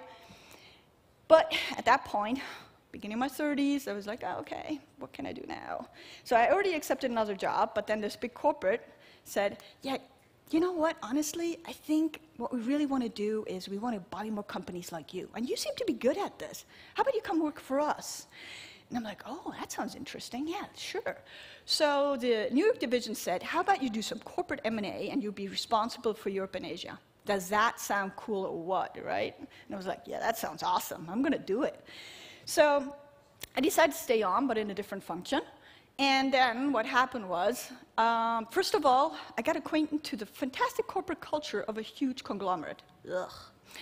That's the first thing. And the second thing was that I traveled like crazy. Well, because I was responsible for Europe and Asia, I was basically never at home. So doing this, I had lots of fun from a career perspective, but at one point, I was at a conference somewhere in Asia, I think it was Hong Kong, and this guy comes up to me and says, hey, you know, we've been talking, and you said you had a family. Do you have any pictures of your children? And I'm like, yeah, I do. So I take out my phone, and I scroll, and I scroll, and I scroll, and I scroll, and I can't find any pictures of my children. I found pictures of my coworkers. I found pictures of places, but I couldn't even find pictures of my children. I realized in that moment, there's something fundamentally wrong with my choices here. So it didn't take very long, and I said, okay, I have to quit this. This doesn't make any sense whatsoever. So I quit the job and said, again, reflection period. I needed a reflection period. So that's what I did. Did my MBA just to say, okay, what do I want to do next? So as you can see, I used to be this hardcore entrepreneur, and it was all about money. And then in the MBA, I met a lady, and she told me about social entrepreneurship. And I was like, oh, what the hell are you talking about? Entrepreneurs are all social. We employ people. We pay taxes, okay? This is social entrepreneurship at its best. She's like, no. It's about changing society. And if people like you, who are pretty smart, and apparently know what they're doing, actually get around and want to change society, don't you think that we can really make a difference? And I said to myself, actually, that's not stupid. That makes sense. So through the MBA, I really got involved into social entrepreneurship. And now, so this really changed my life. I know that you always say that with MBAs, and actually it happens. So now I am a social entrepreneur. I have 2 social enterprises, of which one is a think tank on gender complementarity at work, and the other one is an impact catalyst. So it's called Time, and the other one is called EIGE. And I'm also the president of the local business angel association, which actually also started during my MBA. So the MBA did change the outlook of what I wanted to do. Just to tell you a couple of things about what it means to have a hero's journey. Why am I telling you this? Because you are entrepreneurs, you will face the same kind of things, okay? You will face awesome moments, and then you will face a cliff. And it's, you know what it is? It's about not giving up. It's about going that extra mile, but it's also about reflection, okay? These reflection periods are so underestimated. Get yourself some time. I do it every couple of months. I say to my husband, kids, be gone, here we go. And that's what I do, and I just reflect on what I want to do. And that's so important. Do it for a week or 2, just get out of there, and then go from there. So if I get my clicker to work, otherwise we'll stay here, and there's no coffee. Clicker? Yes. Actually, no, because that's, okay. Doesn't matter. Doesn't matter. Doesn't matter. Okay. This is the old presentation, and I wanted to give you the new one, but that's okay. So what I wanted to tell you basically here is, so what is the status? Because the whole idea of this keynote is really about how are we different? How are women entrepreneurs different? And why is social entrepreneurship so hard? Well, social entrepreneurship in a sense is really hard because entrepreneurship is hard. Entrepreneurship is super hard. Now, sprinkle on top something as complicated as societal innovation, and you get like hard plus hard, it's like super hard, right? So trying to change society and then kind of surviving and making money, yeah, super, super hard. And I can tell you from experience, it's super hard. Only with my last social enterprise have I actually figured out a niche where I'm actually making money. So that's awesome. If you guys want to know, I'm happy to share later on. Statistics. So 34% of entrepreneurs are women. So it's a third. It's not that bad, right? And most of them, so 78% of all female entrepreneurs are one-person enterprises. That's a lot, but 81% are men. So being an independent entrepreneur, it's a norm. It's totally okay, right? It's just to make a living, and that's perfectly fine. What are the challenges? Why do we not have more female entrepreneurs? Why isn't it half-half, right? It's basically access to finance. There's this thing called the imposter syndrome. We all think that we don't know what we're doing. Guess what? Everybody thinks that, and that's perfectly fine, okay? Fake it till you make it. That's actually said because it's true. And then women helping women. You know, I think beforehand, MJ, you said it. Oh, there's a special place in hell, and it's true. Women, we have to help other women. Hopefully at one point we can all just help each other, but right now, you know, it's really important to help women need to help other women to get to that spot. Sectors where women represent over 50% of entrepreneurs. So basically here I'm talking about, okay, so where are we overrepresented? Okay, it's really health, social work, education. So social work obviously comes back to societal innovation, right? And I think that makes a lot of you who have been talking here about societal innovation and social entrepreneurship just ahead of the curve. I want to talk to you about access to finance because that's my cap. Okay, I studied finance, I did corporate M&A, but I'm also a business angel, and I'm an impact investor, actually. That means I only invest into societal, into companies with societal innovation. Now, according to, in the US, 7% of VC funding goes to women. That's not a lot, okay? And there's a lot of reasons why, and I won't elaborate here because it's going to take us another whole session. But also, loan approval rates are much lower for female entrepreneurs than male entrepreneurs. Again, here things are moving very quickly because in the startup scene, I can see a lot of banks being set up by women for women now. And I think with that, all of this will change. So how do we overcome these obstacles? Okay.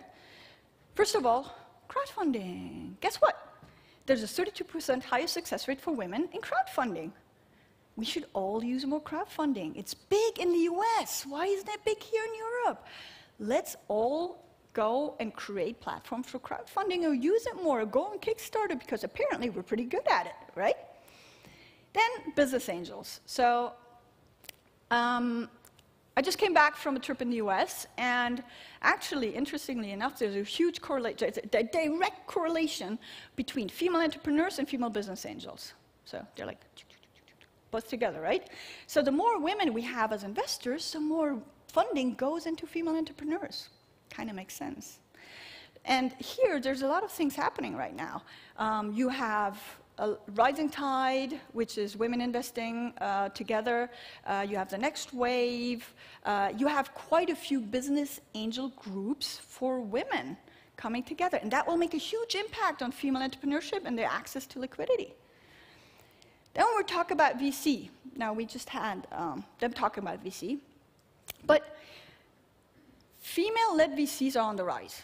They're all first-time funds, first-time managers, but they're definitely on the rise. You see more and more of them. Actually, the EIF, the European Investment Fund, is investing quite a bit of money into these guys. And there's an excellent document done by the Wharton Business School, together with Suzanne Beagle, where you see all of them. Okay? So more and more are coming because more and more women are saying, okay, I have to go into VC. And more business angels are upping their game to become a VC. So things are changing. One of the things that is really clear, Europe still lags behind the US. That is very clear. Access to finance in the US is so much easier than in Europe, but we're catching up. And what we have to do is really just professionalize ourselves. And that's what I'm doing back home in Luxembourg with the Business Angel Association, is making sure that we become more professional and that we really, our mission is to give access to finance for really awesome entrepreneurs. And that's what we have to do. Now, what you have to do as entrepreneurs is just have awesome projects, please, okay? Because I can't do that for you.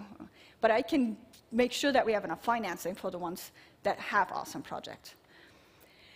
So what are the opportunities? The opportunities overall are multifold. You see a lot more programs for women. You see access to finance is getting better. The professionalization is growing. You have more women in tech, etc. But overall, opportunities are there. It's really on the horizon. The only thing we all have to do is just push a tiny bit harder. So the next generation doesn't have to push as hard as we do. Just as the generation before us did, you know? We all have our social responsibility to make this happen. We cannot give it to our kids to do it, okay? So I think we all have to push a tiny bit harder. And that's it, apparently, for me. So thank you very much.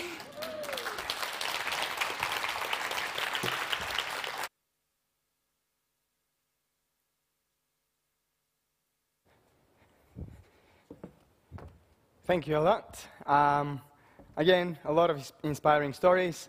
Now it's time for our coffee break. And you're already used to that because we're late. We would like to make it a little bit shorter. But before making it shorter and before going into a coffee break, I would again like to ask you Of course, if you want to join the coalition that we've announced, Sasha actually announced in the beginning, you can simply go to SHEleader at SHEleader.digital, sign yourself up. Our goal until the end of the day is 100 people signed. Let's see if we can reach that. Okay, let's be back here at, just a second. Yeah, that was a good sound. 4:45. Let's try to do it. Thank you.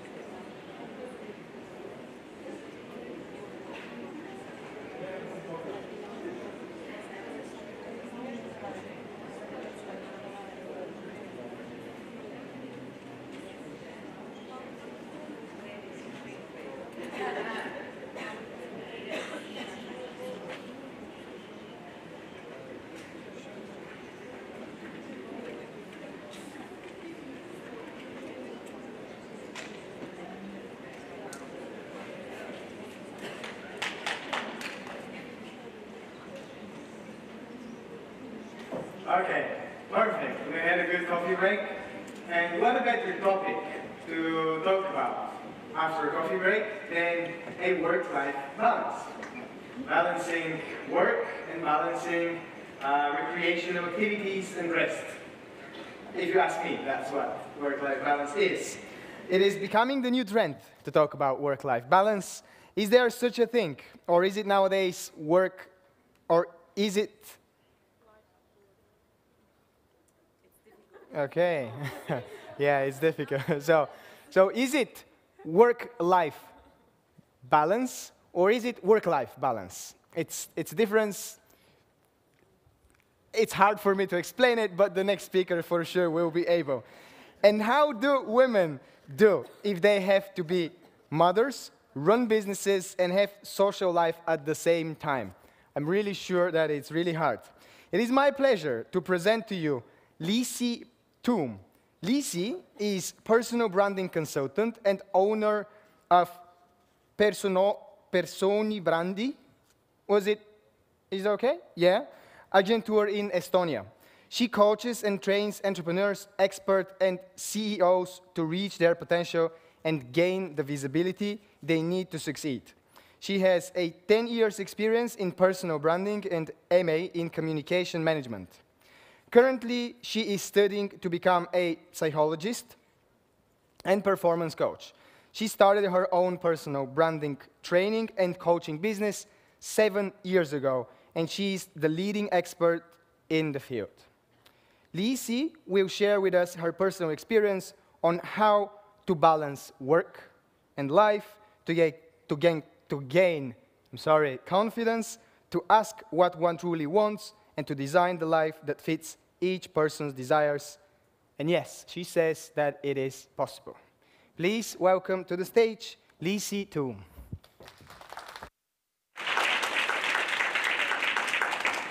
Check what? Yeah. First of all, thank you all for staying up so late. And I think the whole day has been so inspiring that halfway through, I wanted to go home and start doing new ventures, new businesses, new ideas. And actually, it's a good time to reflect. As our previous speaker mentioned, reflection is a very important part of being an entrepreneur. And I think our moderator needs a 5-minute nap. You can take it now.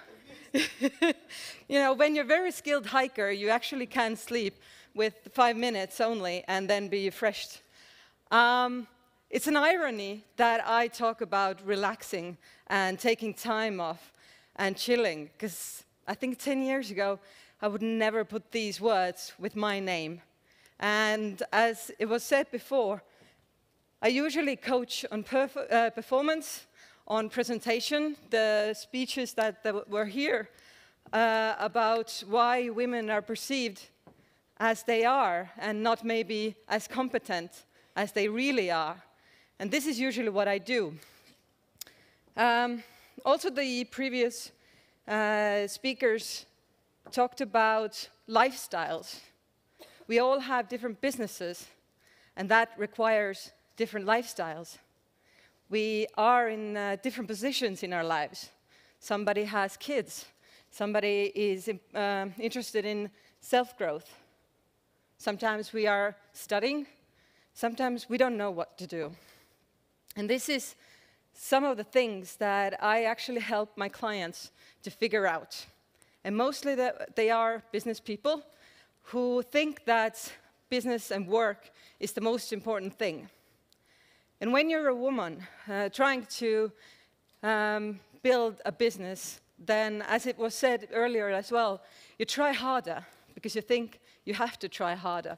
And because we are, in our nature, we want to be perfectionists. Who wants to be perfectionist or is? Brilliant, thank you. It's actually a sign of insanity, by the way. And I used to be that way, and I still am, but I'm on a rehab, kind of. So 110%. Who has told that I'm giving 110%? Who has heard somebody else say, like, yeah, I'm giving 110%? Well, this is nonsense, but back maybe 10 years, 15 years, I was that kind of person. And femininity, women, like, what's the difference? I was aggressive. I still can be. I was ambitious. I thought that everything I wanted, I have to get. I'm not the only child in my family, but still, I'm the youngest one. So I usually got everything I wanted. So when I became an entrepreneur, which was actually after I worked in public sector, I never really had to ask for money or think about money because I was mission-based. Everything I did was for the benefit of the society. I worked in Estonian National Museum, and I mean, we don't talk about money there. We talk about values, identities, how we make a world a better place. Sounds good? Well, then I decided that I didn't like the way everything went so slowly, and my opinion didn't matter, or I couldn't make the change quick enough. And having the activist personality, being a bit narcissistic, I can be honest about that now. I studied psychology. In psychology studies, you actually get all the diseases at some point. Until you graduate, doctorate, I guess, but I haven't got there yet. So it was okay for me back in 2010 when I started to read and talk about personal branding. And honestly, I just read about those. And I figured I've always acted in a way that personal branding kind of suggests. So I got up to stage with men, internationally known branding specialists. Even back in school, when there was boys picked on girls, I was the one to go and start a fight with the boy. I didn't win usually, but it never stopped me because I didn't see the difference. I mean, if I had something I wanted or there was justice to be claimed, I wanted to go and get it. So I reached 110%, which is actually impossible. There is only 100% you can get, just like 24 hours a day for everyone. So I had a good life. I was working in an IT company, was a communication manager there. I got to live the startup life in a fast-growing company. That was my first kind of private business feel. And I had established my own company just a few months before, and it was a success story for me that I got to work with them just right after I established my company.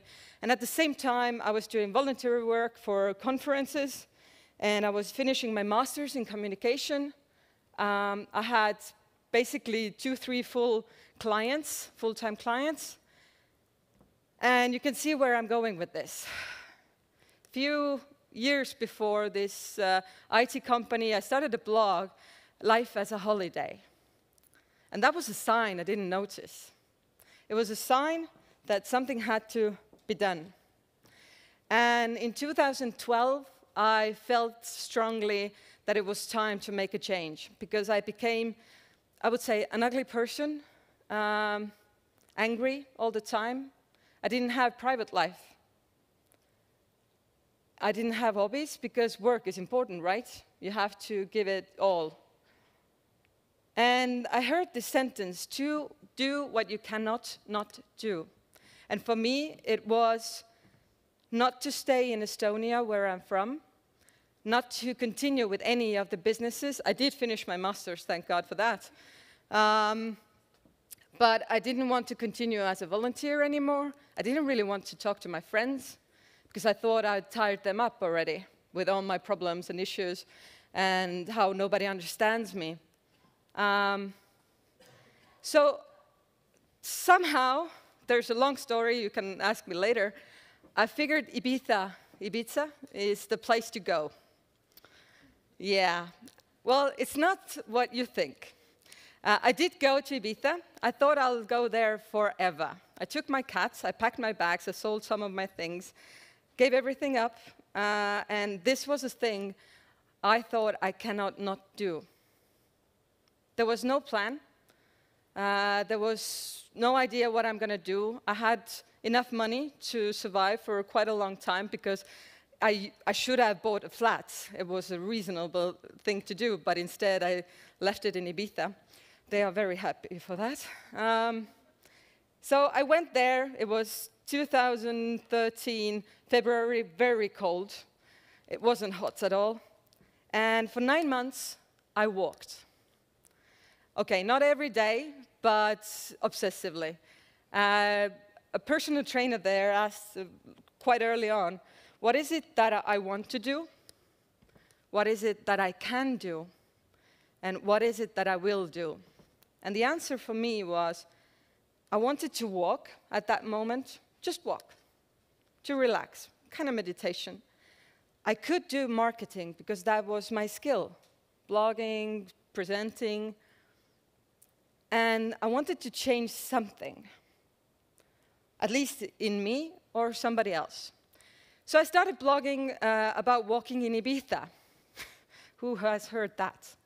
You party in Ibiza until you drop, and then you don't remember what you did there. So we started actually quite few companies and quite few guides, and I actually got clients after 6 months of working there. But most importantly, I got back myself. I finally realized I can relax, I can chill out, and I can be actually quite a nice person to be around. And all of a sudden, clients from Estonia started calling me up. Like, I need this thing, and I don't know quite if you do it, but I need this coaching because I have a business, but it's kind of stuck, and I don't know what to do. And I need marketing, and I have these things and that things. And I started coaching over Skype. And what happened was that the first clients that came, they boosted my confidence thanks to reminding me what I was good at. It was listening to people and telling them that they are good at something they don't even see. That they have skills, they have drive, and it's just the structure they need sometimes. And I was good at that. And all of a sudden, I got tired of doing nothing in Ibiza. I packed my bag, I took my cat, and I went back to Estonia. Everybody thought I was crazy. Why do you want to leave a sunny country? It's hot there. When it's not February, of course. So if I got back, I decided that I can't go back to the life I used to have, because if you do what you've always done and you can finish the sentence, you get what you've always got. So I created my own rule. I like rules. It was 50-50 rule, and it meant that if you have 40-hour work weeks, at least in Estonia we do, half of it I will work, the rest I will do whatever I want, and of course there's more hours left, right, for sleeping and for doing extra whatever I want. So basically I decided I want to do whatever I want to do, even with the work. I wanted to decide who I'm taking on as a client, what kind of skills I want to use. Is it trainings, individual coachings? And this has worked brilliantly for me. Because soon enough, I found a hobby that took that 50%, and that was kayaking. And it's sprint kayaking, and I'm 35 years old. I'm competing with 10 years younger and 10 years more trained people, and I still believe maybe I can be the master or champion in Estonia. Well, at least I want to be the best kayaker I can. And that filled another dream of mine, to be able to first, you know, you all have calendars, right? So every Sunday, I take my calendar and make a plan. And the first thing I put there is my training and is my free time. And this is something I teach to my clients as well, and it has made an impact in their life and in their motivation to actually work and their ability to work. So first, I put my trainings, because for me, this is the priority. And you always have to have one priority, because if it's more than one priority, it's not a priority anymore. Because I have a time slot that I can do this. Second is my work. but I can put around it because I'm an entrepreneur. I can do what I want. At least I keep telling myself that. And so far, when clients hear that I go kayaking during lunchtime, they say, oh, so cool. Can I come with you? Or, oh, so cool. I explain them that, when I come from the water, I'm so chilled and I have so many good ideas that it's good for them that I kayak. So it's all about interpretation. So 50-50 rule. And it has worked brilliantly for me. And it has worked because I have straightened out my values. I'm not talking about being woman or not being woman, or having the right to do something, or having not right to do something. I don't have to justify myself. At least that's what I keep telling myself. Of course, other people try to tell me other things, that I should do this, and I should go to work at 8 and be in an office. And I actually do like being in an office, and I do have an office. So I have another thing. And this sentence came when I was preparing this speech. It's something that I think, when I think about my clients, today, 70% of my clients are men, over 40, businessmen. Men who I would quite be afraid of or intimidated, but who come there to get advice, feminine advice, to get guidance. And this is another thing I learned from Ibiza and setting a 50-50 rule, is that women are soft. In general, they are soft. They need to take time. They need to have that time. And if you deny this, and if you deny your own values and your own needs, then soon enough, you'll back in this 110, which is broken. And men, I think this conference actually started with cooperation, that we need both sides. And we need both sides in us, because we have masculine side. And I think most of you here, and the speeches we've had, we are driven, we are ambitious, and the ideas you have and what you have achieved. This in psychology or in spiritual world is the energy, masculine energy, and you need that for a business. But you need the softness, the stability, the persistence to keep the business going. And this is what the male clients actually come to ask from me, to get guidance. My boyfriend actually told me a few days ago that it's funny how you managed to guide me without even doing that. And all of you can do that. You don't even notice that sometimes. The women who come to visit me usually have the different kind of problem. They have a self-confidence problem. And that stops them. They either try too hard to be masculine, strong, show that you can't wear pink dresses. Did you see the first picture? Black men and pink dress. I was the pinkest person in that era. That was strange as well. But you can just, go with anything you want if you have that confidence. So what we do is we build confidence on basic facts. Women who come, they see their own values with simple steps. They start looking their CVs, or actually not CVs, because there we just put things that need to be shown.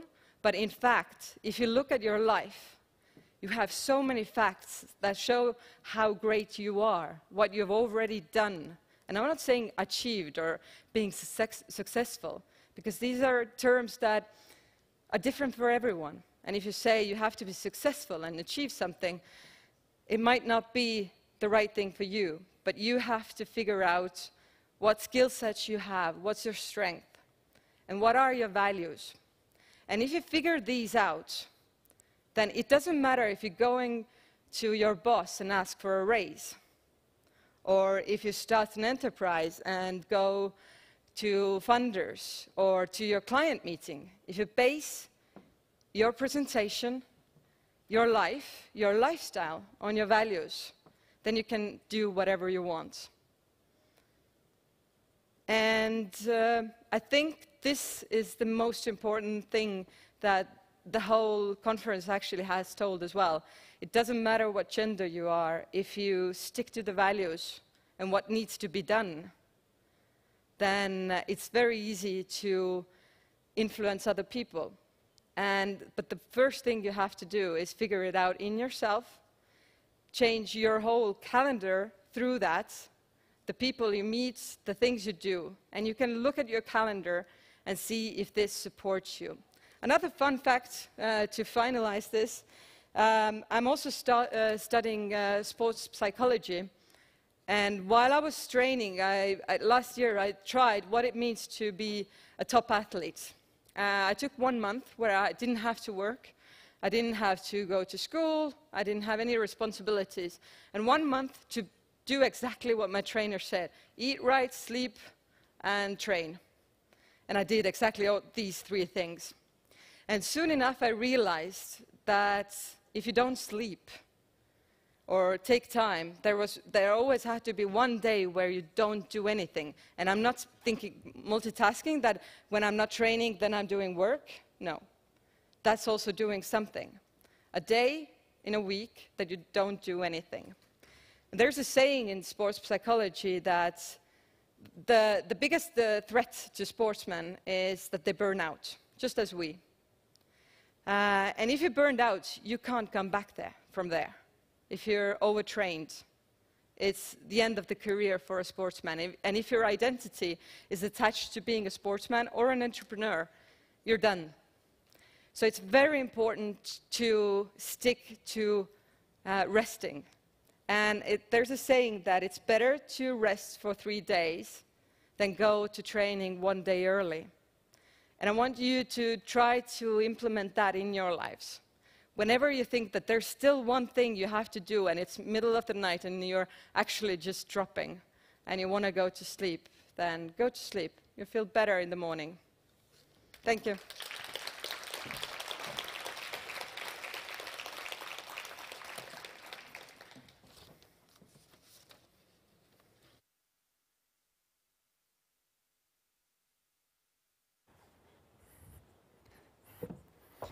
Thank you, Lissy. I've noticed that a lot of the A-type personalities that are really driven, that are really tireless and working day and night on their companies or in their corporate job or whatever they are doing and they're passionate about it, they have a tendency to burn out pretty quickly. And this tirelessness can pretty quickly and easily backfire to them. And when it backfires, you basically learn how, most of the times, sadly, how important actually work-life balance is. And I hope that we, most of us and all of us, can understand how important this is before our A-type personalities and characteristics just backfiring on us, either in health problems or mental problems or emotional, whatever. Like, it's important to keep ourselves healthy. And I think the next guest that we have, the next speaker, there's probably no better example that we can bring here to you, which combines pretty well building a family and becoming a successful female leader in the corporate world. Our next speaker is Rumiana Trencheva. She is a managing director for SAP Southeast Europe and leads the business activities for SAP in 10 countries. Before joining the company, Rumiana Trencheva was held key managerial positions in multinational companies as Indra Systems SA, Hewlett-Packard, Alcatel-Lucent, and Ericsson Bulgaria.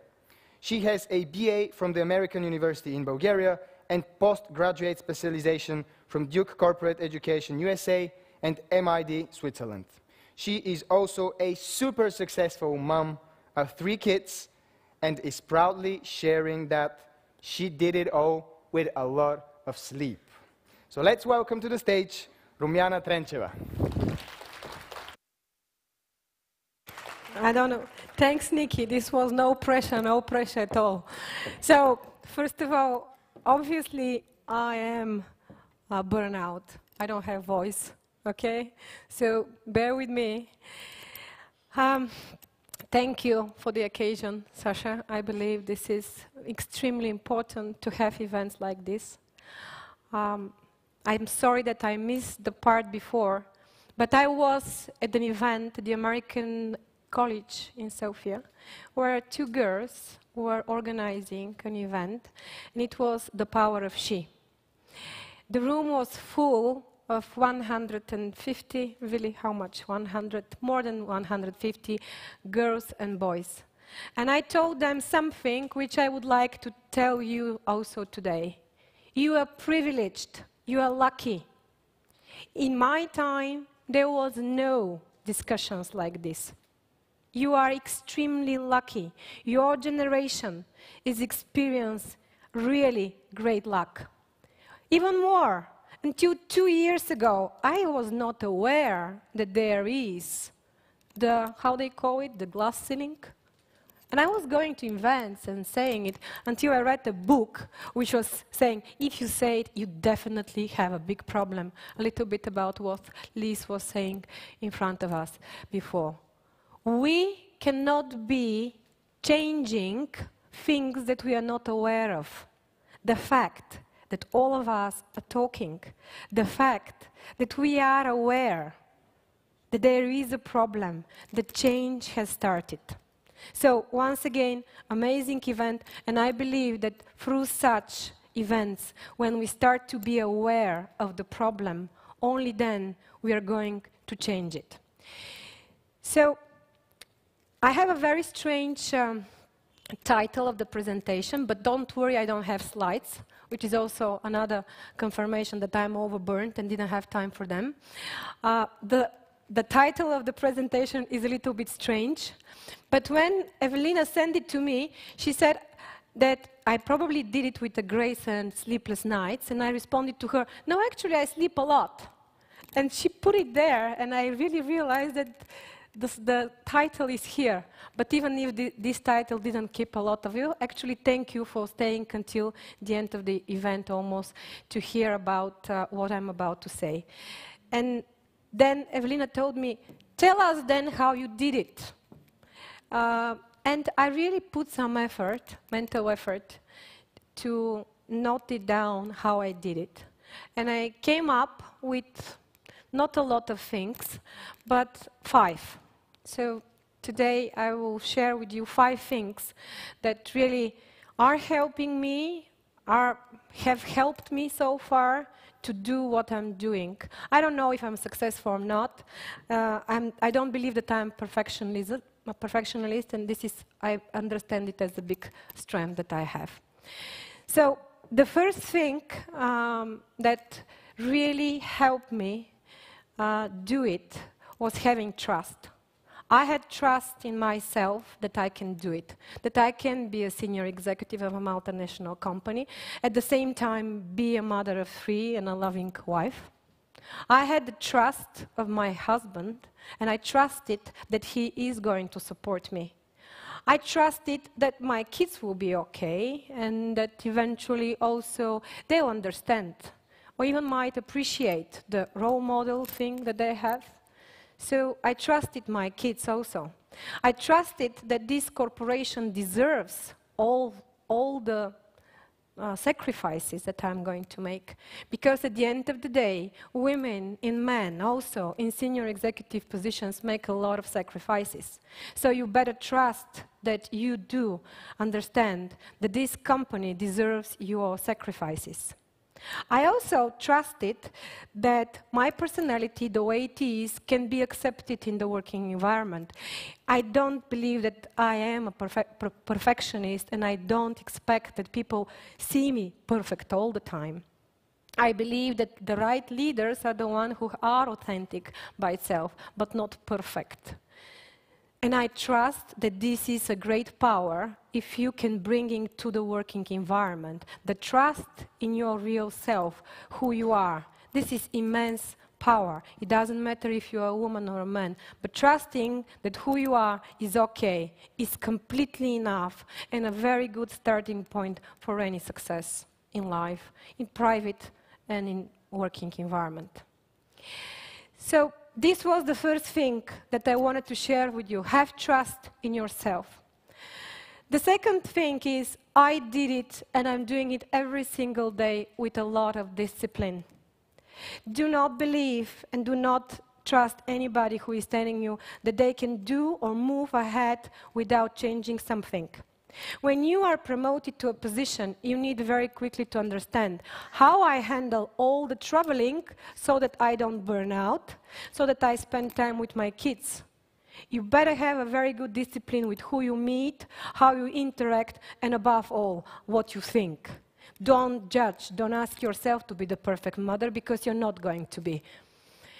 So, have discipline. I have introduced at least 2 things who fundamentally changed my life in terms of disciplining myself. I understood very correctly that I cannot have any career if I don't take care for my health. So it doesn't matter if it's half an hour or 1 hour, every day I spend it for me. So believe me, if you want to have a career, invest in your physical, above all, and mental health. You need to have physical health in order to have mental health, which is extremely important if you want to be positive, open, and focused throughout the day that is going to follow. And stick to this routine. Find your thing. Is it yoga? Is it running? Is it meditating? Is it just find it, but have your time. Second of all, I very quickly understood that I don't care about the job if I don't have this family and if I don't have time with them. So whenever I'm in the country, I leave the office at 5, she can confirm, and I don't care if there is something very important, I'm just not showing up. I mean, after 5 o'clock, I'm at home to take time with my baby girl, and definitely I'm always there for dinners and breakfast. I do skip events, very important ones I take, but in general, I skip events. For me, it's extremely important if I travel 2 to 3 days per week, that when I'm at home for dinners and breakfast, I'm with my family. Yes, I may wake up very early in the morning, around 6, do my practice, do whatever I do, but at 7, when everybody is waking up, I am mother again until 8:30 when I leave. And this is every single day. I hate meetings at 9, so she also knows this. 9:30 is okay, but I know that from 9 to 5, I will be extremely focused if I have done the other 2 things. So, have discipline, change your routine, find your thing, and stick to your own thing, which makes you fulfilled. So this was the second thing, the discipline. The third thing, I don't believe that there is such a segregation or divide, life with love, life without work, with work, balance, and etc. I believe that there is one life, and we have to be consistent in whatever we do, in everything, how we do it, in the working environment and in the private life. Very quickly, I understood what makes me happy. And what makes me happy is caring and giving to the others. It's not true that you cannot care and give in a corporate world. Actually, I'm blessed to have the best job, because my job is to care and give and make people successful. My greatest joy is to see really people who are successful.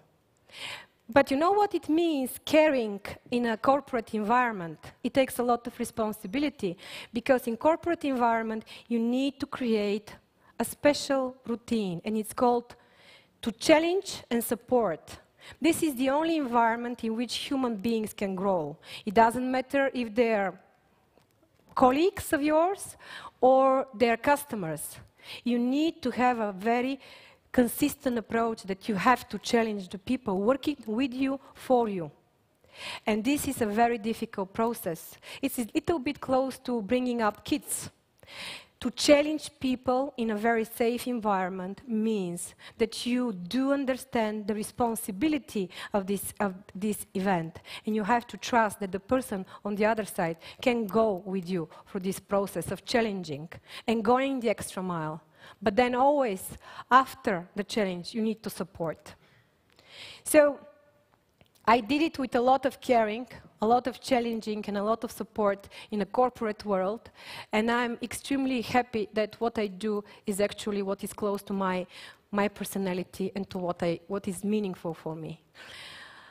The next thing, the fourth thing that I wanted to tell you that is really important, and it has been important for me in order to move forward, is gratitude. Gratitude is a very nice word, and this is this special moment in life when you start to be thankful for everything you have.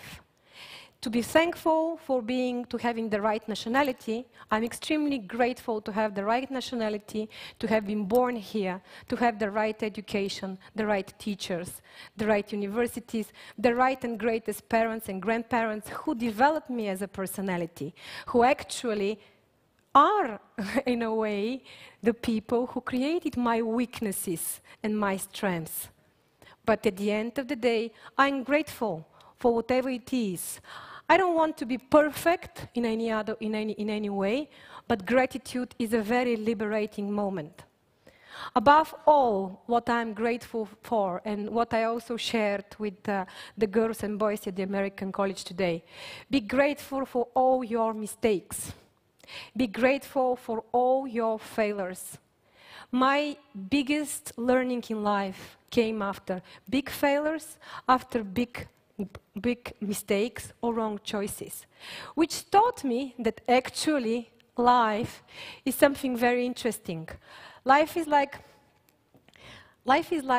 the ripples and the waves of the sea. After every expansion, the water goes back. So every time when you succeed or you have something done, maybe at a certain moment, things are not going the way they are. And it's not your mistakes. It could be the mistakes of the other people or even the misjudgments of the other people. But you know what? These are withdrawals. Be patient, notice the withdrawals, and prepare for the wave, because the wave is coming. With age, I started to understand a lot of moments when I really understand that is it a wave coming or a small ripple? So when the tough gets going, keep on saying to yourself that actually it's a withdrawal. This is the moment when actually we grow as human beings. This is the moment when we prepare for the next phase. So be grateful, have gratitude for whatever is coming, for the wrong choices or for the choices and misjudgment of the other people that have been done, but be grateful and prepare for what is coming. And I think I don't have time. I have exactly 2 minutes, and I have the fifth thing that I wanted to tell you. What was the fifth thing? Yeah. The fifth thing that helps me doing it or keep on doing it, I have not mastered it yet. But this is extremely important for me, is to find meaning in everything that I do and purpose in what I do. It goes back a lot to what Liz was saying and the lady before that. This is the moment of the pause. This is the reflection. This is extremely important process that you have to master, we have to master. I personally would like to master. Because if there is a wave and withdrawal and there are mistakes, these are not conscious. They are happening, we are making the mistakes, somebody else is making the mistakes. These are non-conscious behaviors. And then when the wave comes, we might be hit to the ground and we might even not understand that it's success at the end. It is very important to make reflection, to make self-assessment. Because these reflections help me understand, do I really want to go this direction, or maybe it's something else? Sometimes I'm going aside, sometimes I'm going very strongly ahead, or I can stop. But this is extremely important process in order to understand that actually life is not happening to us. We are the life, and we are part of the life, and we can reflect and accept the things they are, and we can make cautious choices and decisions. So this is probably a life ability that we all of us have to master to find meaning and to find purpose. But it's worth the exercise. The whole thing of reflection of who you are, and where you want to be is really related to the ability to stop and not to care. Not to care about anything, anybody. Not to care if you're perfect or not perfect. Just positively stop. And I stop. Yeah. Thanks a lot. Thanks, Sasha.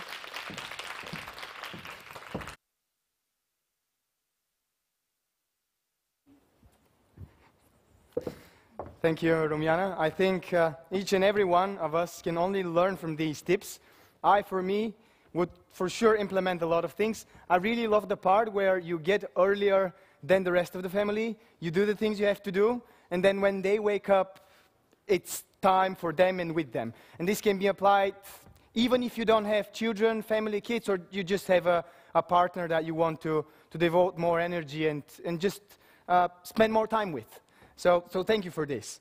And now it's time to pay attention a little bit to the upcoming ladies in the technology world, the upcoming leaders in technology. We've mentioned the word entrepreneur several times throughout this event. Entrepreneur is a pretty